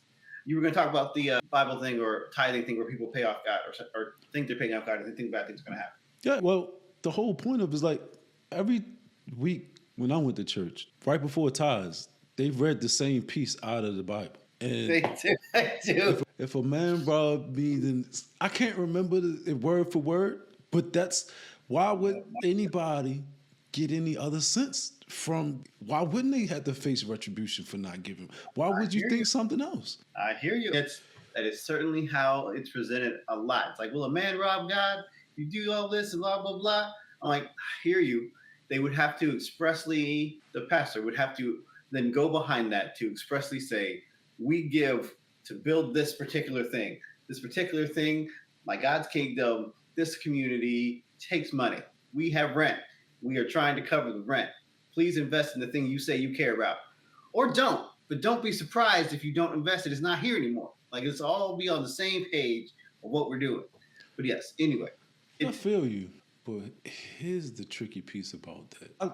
I would not say that they didn't back it up with that because that was we've got okay. bills, blah blah blah, those things, which is perfect. I get it, and this is going to cross paths with regular business in a sense, or even any form of charity. The problem is that people know that they can exploit these things for personal gain. Right. And they do. That's fair. Like there are people who explicitly became preachers, pastors, reverends, bishops to make money because it's a money making business. You understand? Yes. Just Yes. and the game is already given to you because they already they believe in this book and all you have to do is use this book to get the Yeah. money. You know what I'm saying? It's Yeah, just certainly true.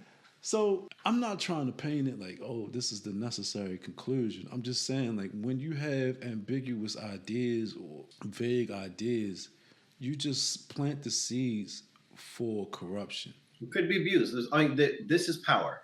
They could use this power rightly or improperly, and people have abused this power in the past to fleece a lot of people, which is terrible, immoral, unethical, and worthy of condemnation. Hey, yeah, hey. And that's why we should go through the process of actually doing things correctly by actively preventing abuse of power by putting in protections. And that's the part that I don't think happens enough. Yeah. There's a lot to be said about that. So, but I think that was cool.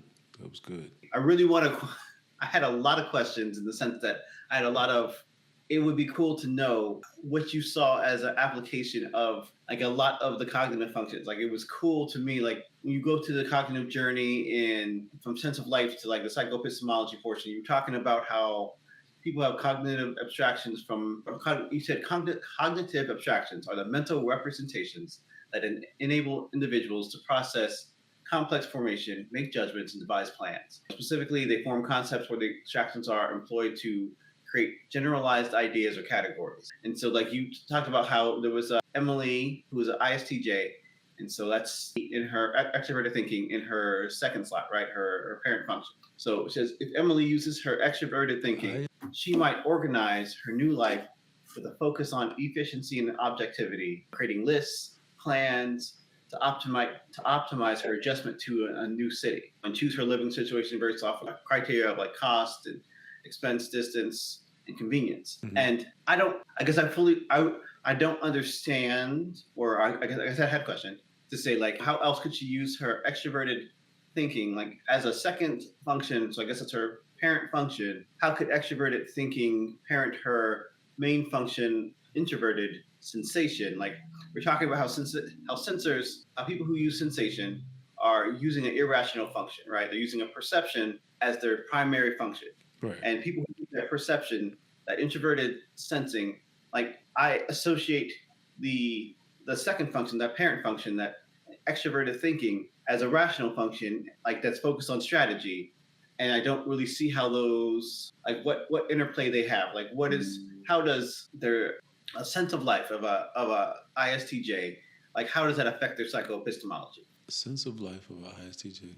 So the way that Jung talks about it is that the primary function is like the director of the whole thing, of the whole situation. Okay. And all of the other functions, if they properly are applied, they supplement the main function, the primary function.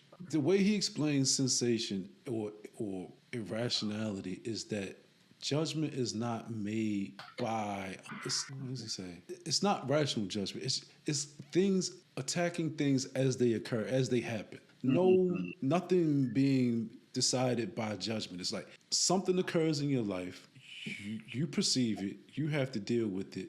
And this is what I mean about that tool or that assumption of rationality. Now you have this tool that helps you to fulfill all the things that you need to do, like the decisions that you need to make. But extroverted thinking does not take the path. It doesn't set the pathway for introverted sensing. And I think they would be two totally different principles, right? Okay. It would be two totally different lives. Like extroverted thinking would just say, oh no, this number is this, we need to get there with this many steps, or it would set the world like that.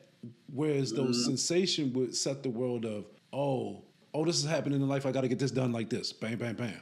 Instead mm, of attacking it with this is how I know to be rational, but because he is object oriented, it would be using these externally generated forms, functions, or tools, means to make decisions or an analysis. And but it would be the main function. It would be the first thing that it's doing. It's right. almost like you would ignore yourself, because it's just Mm, like I'm doing all these things, and I was even a part in there where it's just Jung talks about an extroverted type, where it's like they might even forget their own body because the body is not sufficiently objective, mm, not sufficiently objective. It's not outside, so they're just right. doing all of these things and just outwardly focused and not really worried about internal things. So the point that final answer is just more of the focus would be totally different. One is how you feel, your sensations, your perceptions, and this is your complete world. And I would say also the introverted, irrational types, of all of the types that he talked about, are probably the ones that he has said that I really can't explain them that much, but they got this inner world going on that's just very elaborate. But he's just like, one of the things he says is, I put it in the book, it was like, of the rational, introverted, irrational types, from an extroverted or rational standpoint, are the most useless of men. That's what he said. And he's like, they can't bring about a better world. They lack reason and the ethics of reason. And then he also says, I don't think I put it in the book, judgment cannot penetrate them. Judgment from outside or within, like it's not a thing. They can't. I want to find it because now that I'm sitting there thinking about it, Why do you think he says like? What does he mean by that? because it's not like it's just like how we're talking about irrational types now. You may have an idea, and they might say we should do this, and then you say, well, we can't really do that in reality. So what? This is what we should do. It's not like Hey, wow. Ethics overwhelm practicality. you say ethics. Would you call that ethics or would you call that morals? I wouldn't call it either. I would just say that it's not, it's irrational. It's not operating on the laws of reason. It's beyond the laws of reason. It's like In what way? I brought up our friend, right? We Mhm. know this specific personal example that we both know. Right. This person will come up with an idea and he will say, well, you or I will say, well, I will probably. I'll say, but how do you do that in reality? And this person will say, why do you, I'm not talking about it being in reality. I'm just saying that this would be cool, or this is what I want to do, or this is what I like. Right. There's no And app. this, hmm, So that's what I mean. Like, but does that clear up what I was saying or no? to a Oh, degree, yeah, yeah. I think it really helps put into place that their primary function kind of determines their sense of life. Like if their introverted sensing is going to be their whole world, and that explains a lot when it comes to why their parent function, the TE, the extroverted thinking, is going to be limited to that whole world that they started with, and that helps like kind of highlight what their why it would be irrational, like why there is so much, even though they have a sensing function that should be perceiving the world, it's not a thinking function, and so it's not actively considering the outside world. It's actually considering their inside world or their opinions about the outside world, per se. yeah. And I'm gonna read a couple pieces just to kind of hopefully it gives us some clarity. And this is a summary of the introverted irrational types. It says the two types just described, which are introverted intuition and introverted sensing, are almost inaccessible to judgment from outside. Being introverted and having in consequence little capacity or desire for expression, they offer but a frail handle in this respect, as their main activity is directed inwards. Nothing is outwardly visible but reserve, secretiveness, lack of sympathy, uncertainty, and an apparently groundless embarrassment. I don't have to read too much more, but there was one other piece that I think might give a little bit, and I actually put this in the book, and this is when he's talking about theosophical thinking, and he's basically condemning theosophical thinking and But the last line is the real telling line. So he says, after he talks about it a bit, he says, not only are both methods of explanation futile, he's talking about the material mindset and versus the theosophical mindset, which he says reduces everything to Indian metaphysics. They are actually destructive because by diverting interest away from the main issue, in one case to the stomach and in the other case to imaginary vibrations, they hamper any serious investigation of the problem by a bogus explanation. Either kind of thinking is sterile and sterilizing. Its negative quality is due to the fact that it is so indescribably cheap, impoverished, and lacking in creative energy. It is a thinking taken in tow by other functions. So that's when I say thinking taken in tow by other functions, and you say the SI piece, how does that relate to thinking? I'm saying that that's exactly what I'm thinking or saying when I'm saying like, no, sensation sets the course. Thinking is just there to supplement it. If thinking gets out of line, we slap thinking out of the way and we just keep on going because we're out here since. Priority. Okay, that makes a lot of sense, though. That really does. Anyway, yes, thank you. Yeah, no problem. Because I always imagine that because people have thinking in their core four, and like that's like this is part of your top stat. You must be a thinker. You must be amazing at this. You must be the person I can lean on when I have a question about like how does thinking work. All right, break this down for me. How is this going to work over here? Like with TE people, like when TE dominant, like when TE's in their primary function, I have such respect for the amount of like intelligence that it takes to strategize that way and come up with all these different ways to address problems and things that are just like I never think about this. This is exactly the thing I need. I love that. And when they have it in their core four, I'm just like, you must always do this too. This must be your core strength as well. And like while they're better at it than I am, like if they're going to be irrational about it, they would be limited in how to apply that strength. This is why. I would say that that's true. I just think people have different strengths, though. I take it for what it's worth. That's how I kind of look at it. But I'm trying to think, like, if I know that somebody's an introverted, irrational type, what would that make me think about what they say? And I don't think it would. I don't think it would change anything about what I think that they say because I'm really just experiencing it. I would never ask somebody, what is your personality type? That's not something that I would do, right? I would just see their actions and see how they operate. I would deduce for myself. I would use this framework to classify and understand how they're executing through life. This is just a framework. People talk that don't put me in a bucket things. I hate it. It's a framework to understand. That's all it is. But yeah, I have noticed this trend. Therefore, I am speaking to you as if this trend is still in existence. It's yeah. I will say to you that the introverted intuition, or the introverted sensation, the introverted irrational types worry me the most for the most part because they are to me, I guess all irrational types, but they are to me the type of people who, I'll say it like this. There are some people who I believe this and this is true. But what about this evidence? I believe this and this is true. You can't tell me these are facts and they're graded facts, right? But there's the same type. It's like this book I'm reading. It's blowing my mind. There's some people who think that if they recount a whole bunch of facts, it makes a point just by being facts. Like they don't connect in any way. It's just a statement of facts.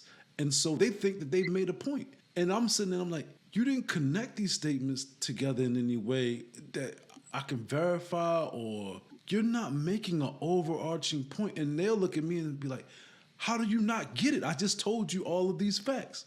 To me, that's what I envision when I think about introverted irrational. They're making connections with somebody else's, and they don't know. They don't even know how they're making the connection. They don't even know how to walk you through their thinking process because they're like, "This is a process. It happened, and therefore it's true." Like it may be true, may not be true, but you've not any of these things might be true yet. Like I don't. I'd have to just take your word for it, and that's not a conversation or argument, by the way. Like it's really just interesting take your monologue. word for it. Just take your word for it. All right, I'm good for it. Are you? But that's exactly what I envision. And they're impenetrable. It's impenetrable in the sense that it's like they have an undying belief in this thing that they haven't communicated. Like it could be true, but you haven't tried to explain it in a way that communicates to somebody else, Right. unless they operate the way that you operate and just accept a collage of facts as an idea or something. Right. Well, if they can make it be made in the exact same way, in the exact same pattern to make sense of it, and it's funny. Yeah, they'd have to have the exact same beliefs though, or same experiences, so that they would be able to piece that together. Yeah. So it's frustrating to me in a sense because there becomes in those types of conversation, there's just an impasse. And I got to do my thing where I'm just very stern about like, look, you're saying stuff and they get upset because it's like they think that they've made this point. And Right. I'm like, nah, I'm Why out. don't you get it? You're just dumb. I'm like, there may be a difference in intelligence here, but you've not said anything. Back up. To say something that is true, you have to use like a claim and in support of evidence. You can do any of that. Nah, they don't. That's what I'm thinking about when I'm talking about that. Yeah. Interesting. I don't know. Like that's kind of fairly early in the book too. So that's cool. Yeah, but that was really interesting to me that there are that you could look at people, see how they think, and see how that influences how they approach life, and then how cognitive functions drastically change that. Even if you have the same cognitive functions, by putting it in a different order, that's going to drastically affect how people will, number one, just perceive life, and then number two, approach life. Like I thought that was really helpful because that creates a real different dynamic when you're working together with people, when you're talking to folk, when you're having arguments or even just general discussions. It's going to determine what they really care about, and so it's going to determine how they respond to a lot of what you're saying. So Yeah. anyway, when it comes to leadership, it's key to know who you're talking to and what they're going to respond to. And for people who value these things so differently, if you can see what they're doing, you know what they value based off their actions, you can have a much different conversation when it comes to, oh, you're really good at this over here. I'll put you in this slot, and that'll be great. And also, when I need you to perform well, I'll talk to you like this. So the things you care about, we can both have some common ground. Otherwise, I just have to guess. And I hate the guessing is a terrible plan. Yeah. It's hard to actualize that stuff in the moment because Yes, skill set. Hmm. everybody gets so comfortable in their mode of communication, their mode of judgment and everything. But yeah, it's tricky. It's still tricky. It's still Yes. tricky. So It's never easy, but at least it's comprehensible to say, like, there is a way to get there. These are things you can practice to become better at. You're going to train your gut on things that are rational and reasonable. And this is something I could say, I would love to become better at that. yeah, I think though a lot of it is letting go. That's hard. That's kind of what I've been saying this whole time. Is just make sure you give people the space to be them. But that what that Yeah. also means is that a lot of times what happens with that is when they're actually expecting you to do something. They're kind of expecting you to cover some ground that they left open. And when you give them the no, I'm not going to cover that ground for you. You said you had this. There you go. I am assuming that you have agency and that you're making the decision.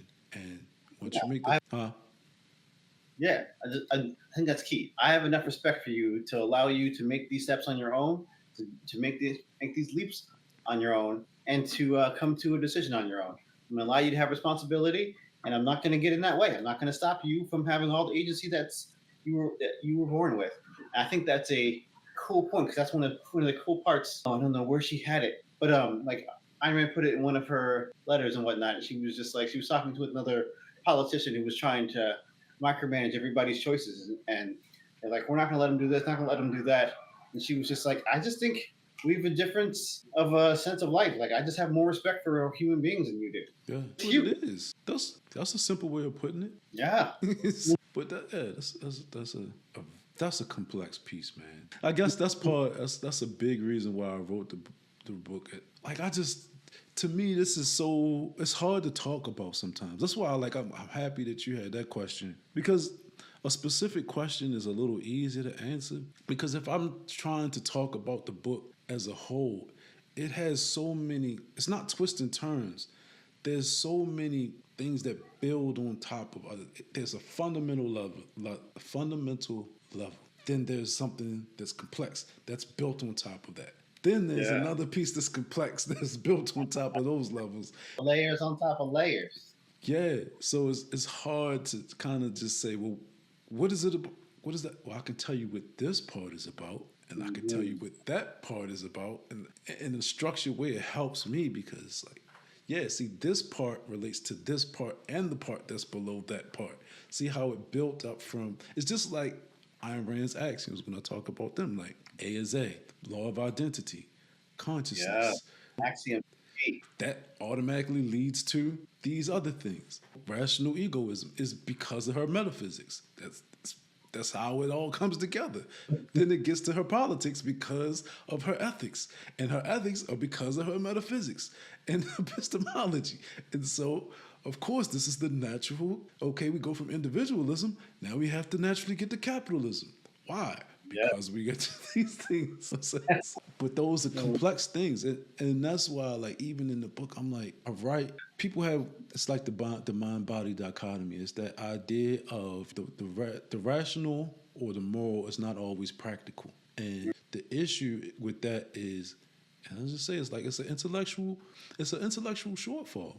It's Yes. you are not engaging with ethical reasoning or moral reasoning to the level with which you need to engage with it. And you can stop short, and yeah, you're going to think that this is not practical, but you haven't put up the effort, the intellectual effort that you need to get there. And that's the part some people just don't think they can get there, so they don't even try. It's like, Yeah. well, who knows? How could it happen? Like you could know if you tried. You try it a little bit, and then you would have evidence. You wouldn't have to guess any longer. But let's flip that real quick. If you live in a society where you don't have to engage in those ideas and you can still get material goods, where does the deterrent for you to develop? What is the incentive for you to develop those ideas? Why do you need to?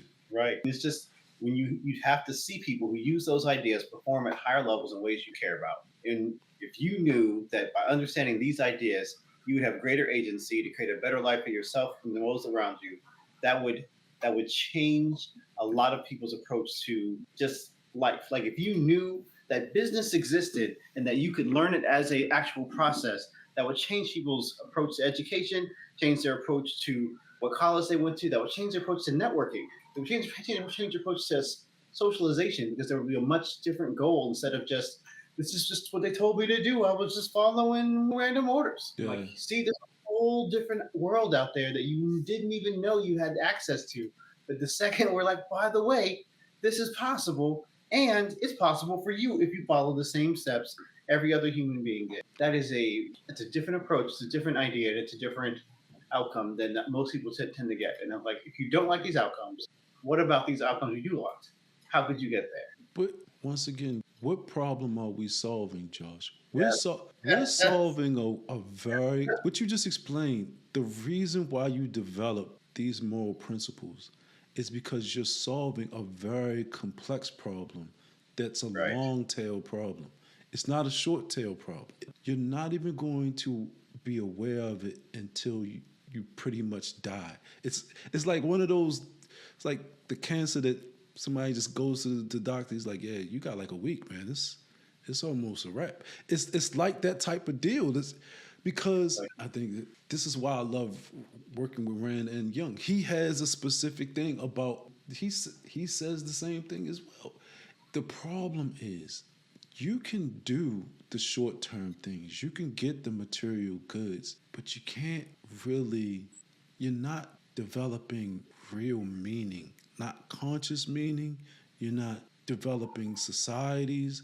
You're not doing those things with those basic short term principles. Right. It only works in very specific contexts. And the second things change, all of a sudden you are now out of options, and it's learned helplessness. The second things change. He says that. So, and this is from Young. And I kind of paraphrase this in the book, but I'm just going to run through it real quick. It's basically the moral laws governing his actions. And he's talking about extroverts. The moral laws governing his actions coincide with the demand of society, that is, with the prevailing moral standpoint. If this were to change, the extrovert subject subjective moral guidelines would change accordingly, without this altering his general psychological habits in any way. The strict determination by objective factors does not mean, as one might suppose, a complete, let alone ideal adaptation to the general conditions of life. In the eyes of the extrovert, of course, an adjustment of this kind to the objective situation must seem like complete adaptation, since for him no other criterion exists. But from a higher point of view, it by no means follows that the objective situation is in all circumstances a normal one. It can quite well be temporarily or locally abnormal. An individual who adjusts themselves to it is admittedly conforming to the style of his environment, but together with his whole surroundings, he is in an abnormal situation with respect to the universally valid laws of life. He may indeed thrive in such surroundings, but only up to the point where he and his milieu meet with disaster for transgressing these laws. He will share the general collapse to exactly the same extent as he was adjusted to the previous situation. So, it's what you just said, but these are thinking people's problems. Right? Most people aren't sitting at home worried about like, oh no, I'm just gonna if I follow these rules, I'll be messing myself up for the future. Nope. They're just like, follow them. Everybody's doing it. It must be right. And so, like, even this right here, this conversation, it reminds me also of John Rawls' this book, The Laws of Peoples, The Law of Peoples. And the first two, it's like, because he puts people in groups. There's liberal peoples, and then there are decent peoples. And so for me, when he's saying liberal, it's like people who understand the reasons for these moral principles from the rooter to the tutor, from the top to the bottom. Decent people are the rule followers who just accept these rules and abide by them and execute on them. That's my sense that I get from it, right? He's like decent people's. I can't. He says people so much it throws me off in the whole book. But the whole idea is just that these people are decent, and he's kind of saying like they don't really understand, but they can execute on these principles. They can execute these things. But liberal people's, I guess he elevates them above that, and he's like, no, these people develop these principles. They actually doing these principles. They understand these principles, and it's reminding me of the conversation because what we're going through is the reasons beneath these complex principles. But what I'm talking about if I use this as an example of an extroverted type, especially like an extroverted thinking or extroverted feeling type, right? To me that falls in line with the decent people's like, hey, somebody developed some moral principles. I'll adopt those and operate on those principles. I'll live an exemplary life based upon these principles, even though I don't necessarily go to the root of them all of the time or understand them at their root. Yeah, if you have that ability to make the principles and you can actually know what decency is, you have a real standard to go on. But when you have the other approach, they can just, if you're not going to make principles, but you're going to accept other people's principles, then it really just depends on the people you're following. And when the people you're following are decent, then it's great. You're like, all right, this is working. But when things change, or if those people who make all these principles aren't there, then you are left in a bind, like you are dependent. And that's a terrible long-term plan, but it is a common experience that people just follow. Yeah. I don't know how actually we can escape that though. I can't see a world where the majority of people aren't decent and below. Right. Like if I'm looking at his hierarchy, I don't know what he calls it below decent, but it's liberal, decent, then there's some other peoples that I don't know. But these things all to me, you know how many systems that they are. The systems everywhere, man. There's systems, the goal system. It's the classical Catholic, phlegmatic, sanguine, melancholic, choleric, those temperaments. They all fall into damn near the same thing, almost. You know what I'm saying? Really crazy. It's great. Oh man, there was that one book that did that. I think, man, please understand me. That guy. What's his name? John Kiersey. Kiersey. Yeah, Kiersey. He had a whole spot in the back of his book. He's like, all throughout the ages, these are the four categories. we have put people into. I've really noticed a trend. That's Yeah. wild. But the the developments of society, and I would like to get into more specific ideas at some point in time, but I think the fundamentals, like I told you, I think they need to be addressed first. But the developments of society really kind of like bring these things out to me. Just the idea of technology, right? So you need better principles when technology is moving like it's moving right now. Like Exactly. things are moving so fast that you can get out of whack just like That. that. So if you don't have good principles and technology is doing the types of things that it's doing right now, it's crazy. Also with technology, what you did is you took the space out of social groups. So there, to me, if I were to just say, it's five levels of society. Your higher ups, your elites, then your upper middles, your middles, lower middles, and lower. Social media elevated everybody's voice to the same Yeah. level, right? Yeah. It's And so crazy. you can't. And I remember I saw it was an interview. It was like Michael something Dyson, whatever his name is, and it was another educated black guy. And they were just like, man, these people get on the internet. We went to school for 15, 20 years, and they think that they could just get on the internet and say whatever, and people are putting them on the same pedestal they putting us. And Right. he was upset about that, but it's really your own fault. And some people probably would disagree with that. But the reason why I'm saying that is that, man, there's some weak messages coming from the elites sometimes, man. And why wouldn't people just ignore you? Because it's just so whack. I'm getting off the path. It's just people are. It is hard to think critically. It is hard to effectively navigate a bunch of data at the same time. And so I think we use popularity as a shortcut for verification and a shortcut to let us know what is important. And therefore, once we made everybody's voice, they gave them the same ability to be as popular as others.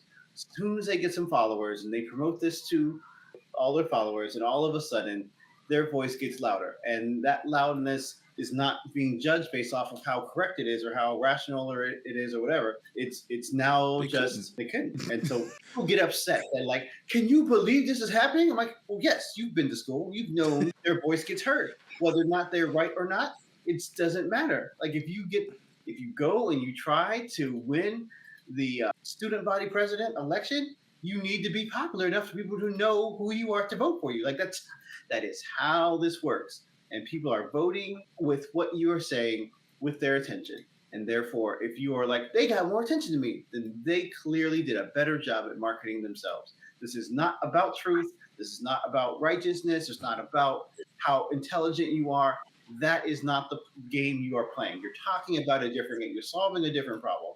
And you can't be surprised when you're like, these other people solved the problem differently than I did, and therefore better. I'm like, well, yeah, they knew it was a popularity thing. They appealed to people's Right. sense what they wanted. They were appealing physically. They were appealing and told them things they wanted to hear, and they said it in a way that they could find enjoyable and entertaining. Like if you're not doing those things, then you're not even playing the game. Do not be surprised that you lost. Yeah. So I derailed myself, but you brought me to a good point because there's so much AI going around, right? Right. But AI is still a computer. And there's certain things like if I go to AI and I say, I want to talk about this message, and it might be an important message, like maybe a moral message. It doesn't have to be religious or whatever. AI will be like, well, you probably get more people if you didn't say something so harsh and you didn't talk about that topic because people aren't really following that topic right now. And this is to me, this is a representation of the extroverted thinking mind. This is why I wrote the chapter about artificial intelligence dominance. Mm-hmm. It's, oh, we need to do these things to get followers. Get followers to do what? Get followers to get followers. That's the end in itself. It's Is the it though? end in itself, man. It's not anything else beyond it. It's like, oh, this is how we make more money. Okay, do you make more money for what? Right. It's What are we going to use this money? There is no That's for what. There's it. just the objective results. There's only the more clicks. There's only the more dollars. There's nothing beyond that. And so that's why when I talk about technology, I'm like, yeah, you could do all of these things outside of context. There's just no There. context. Yes. You don't have context. You don't have an outcome. You don't have a way to calibrate. There's no standard. And if that is what's happening, then you're going to end up in a place you may hate. You're going to a place you don't know where you're going, and so you don't know if you're going to a place that's going to be terrible. And it's just like this is a common theme that, like, one of my favorite rap groups would always say, like, look at you, they taught you to aim for nothing, and look, you hit it dead on the button. Like, this is what you're doing. You don't know what you do. You don't know where you're going. You don't know how you're getting there, and then you're just following blindly. And then all of a sudden, people get quote unquote surprised at the fact that the things I did didn't work out, and I don't know why. I'm like, you will never know why, because you never thought through what you were doing or why. There was no context. So this is, at this point, you're so late to the game that it's questionable of what game you're even playing. No. So here's where I give people a little bit more. I don't want to say more. Here's where I'm sympathetic towards people. We have given them not just like you said, just the line you just said. We didn't give them anything, and we aren't even talking about giving them anything even now. So why wouldn't they think that the objective results is everything?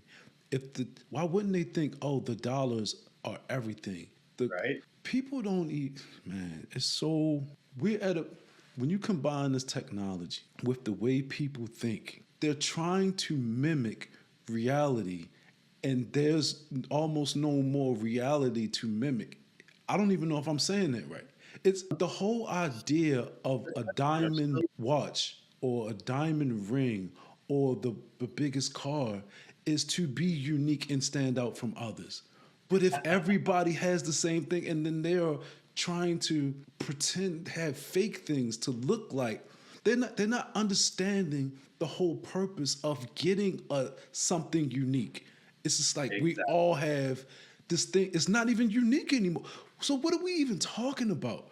The whole Exactly. The whole thing of value. the whole idea of technology. That's why I say that technology will never supersede human judgment. But if I think Right. about a movie like Ready Player One, the Yeah. problem with technology is that technology, the better it is, the more, and you can stop me if I'm wrong, because I could be wrong. I'm off the cuff right here. The more it's mimicking reality, but you can only mimic reality to a certain point. There's no more mimicking after. You can't mimic a mimic.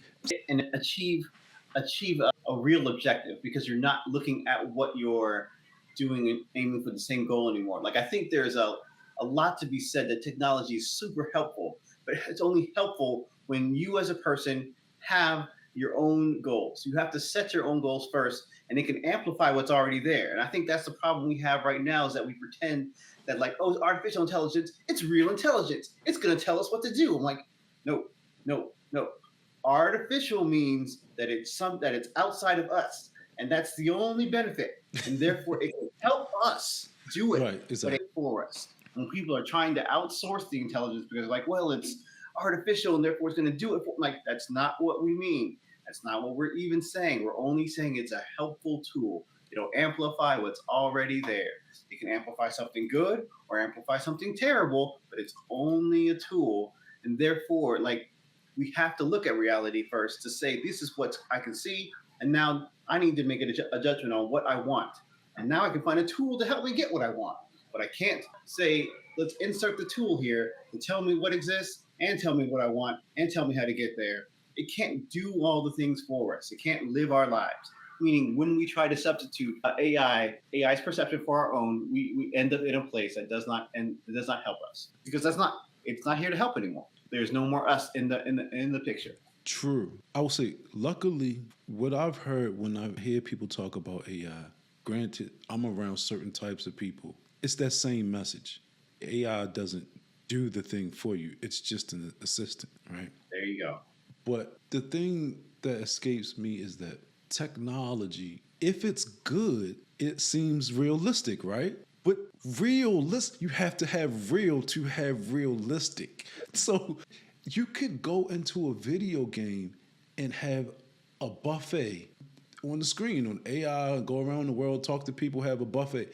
You still have to eat in real life. Or unless AI is now fulfilling, giving you nutrients, and I don't know, I cannot picture a world where that would happen, but the whole point of it is it's mimicking reality to the point that it ceases to mimic reality. That's people get too deep into technology. This is my point. Digital world cannot supplant the real world because digital world is always going to rely on the real world being something that it has to mimic. That's the point. There you go. Exactly. Yes. It is completely dependent. It's a secondary thing. We cannot pretend that it has a primary function. Like, nope. It's only there to support what already exists. And I love it when people actively apply it to what already exists. I hate it when people are just saying, we're going to get into a digital world, we're going to have a whole metaverse, and that's all we're going to need. I'm like, you're missing out on everything else. You are confused because you are focusing on one thing at a time, that you are not taking the rest of things into context. Like, you have to eat, you have to go use a restroom, you have to do you have physical needs that need to be addressed, and therefore there will always be a focus that you cannot escape. And they're like, AI is going to come and replace us and take all our jobs. I'm like, but then you're going to need to eat, and then someone's going to need to go and get the food, grow the food, bring it to you, process. There are so many things that need to happen, and someone's got to get your attention to give you the food. Like, there are so many steps you're skipping, and while you can automate and delegate a lot of things, the person-to-person interaction, that element of trade has to happen if you want to live. And I think that's something people just imagine, like, it'll just happen magically somehow. Like, but here's the thing, and we haven't been in that world. What is life if that doesn't occur? right? I'm going to take a bold chance to say there is really no life, no meaning if that is what happens. Because it's not a human life. Whatever existence that is, it would be that little matrix existence where you experience things that are already cultivated for you and processed through something else before it gets to you. And that's not a life that I can say any human being could authentically live.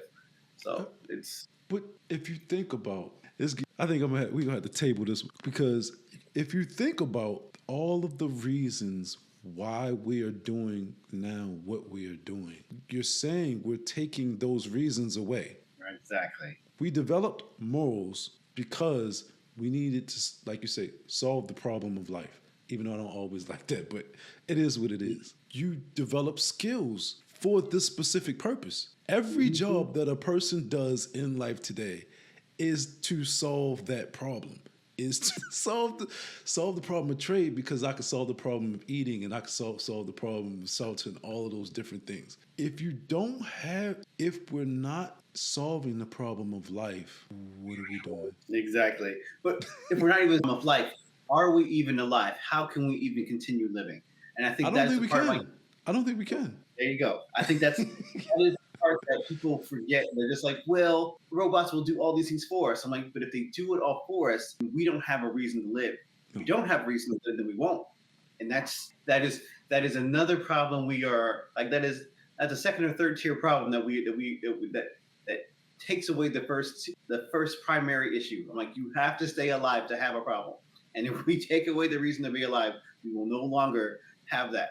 Now, like, that's purpose matters. Meaning matters. Our minds are meaning-making machines. We take away all the things that make meaning and all the reasons to make meaning, and we cannot pretend that we still have that same context, that same approach to life. But it's also the only way to get there is to have a significant amount of blankouts. It's about all the problems that life does present us. And if you do that, then you can get into a point where, like, well, I guess we're just never going to have meaning. I guess the world is just nothing. Maybe we're all just a copy of a copy of a copy, and maybe the world is just made up in my mind. I'm like, okay, we've entered nihilism now. Or I'm like, this is ineffective. We've used our minds inappropriately to get us to a point that we are no longer helpful. So I think it's important to understand, right? But I'm kind of like leave this. It's not critical. We're drifted. Because to me, here's where I am. I'm gonna bring in it's the humans. I guess you could say human race or whatever. At some point in time, that's a regression, and they would regress to a certain point. But then I think there would just be some kind of reboot because it would just be such a collapse and such a failure that human race would have to reboot. But me being the person that I am, I know it takes a long time. Well, I don't know. I believe that takes a long time, and it's going to take a longer time before I'll be dead by that time, right? So Right. the things that's relevant to me is to pursue better life for me, and exercising and preserving these principles are a better life. They make a better life for me, and if I have offspring, they make a better life for my offspring. And so those are things I have, and people that I care about, those are things that I have personal interest in. And therefore, that's why understanding these things are of interest to me. And that's why I can't just take the perspective of, hey, you know what? By the time all of that stuff we discuss happens, I'll be dead already. So I might as well just go ahead and join the materialistic, short term minded crew myself. And it's not interesting to me either to be that short term thinking. Right. Right.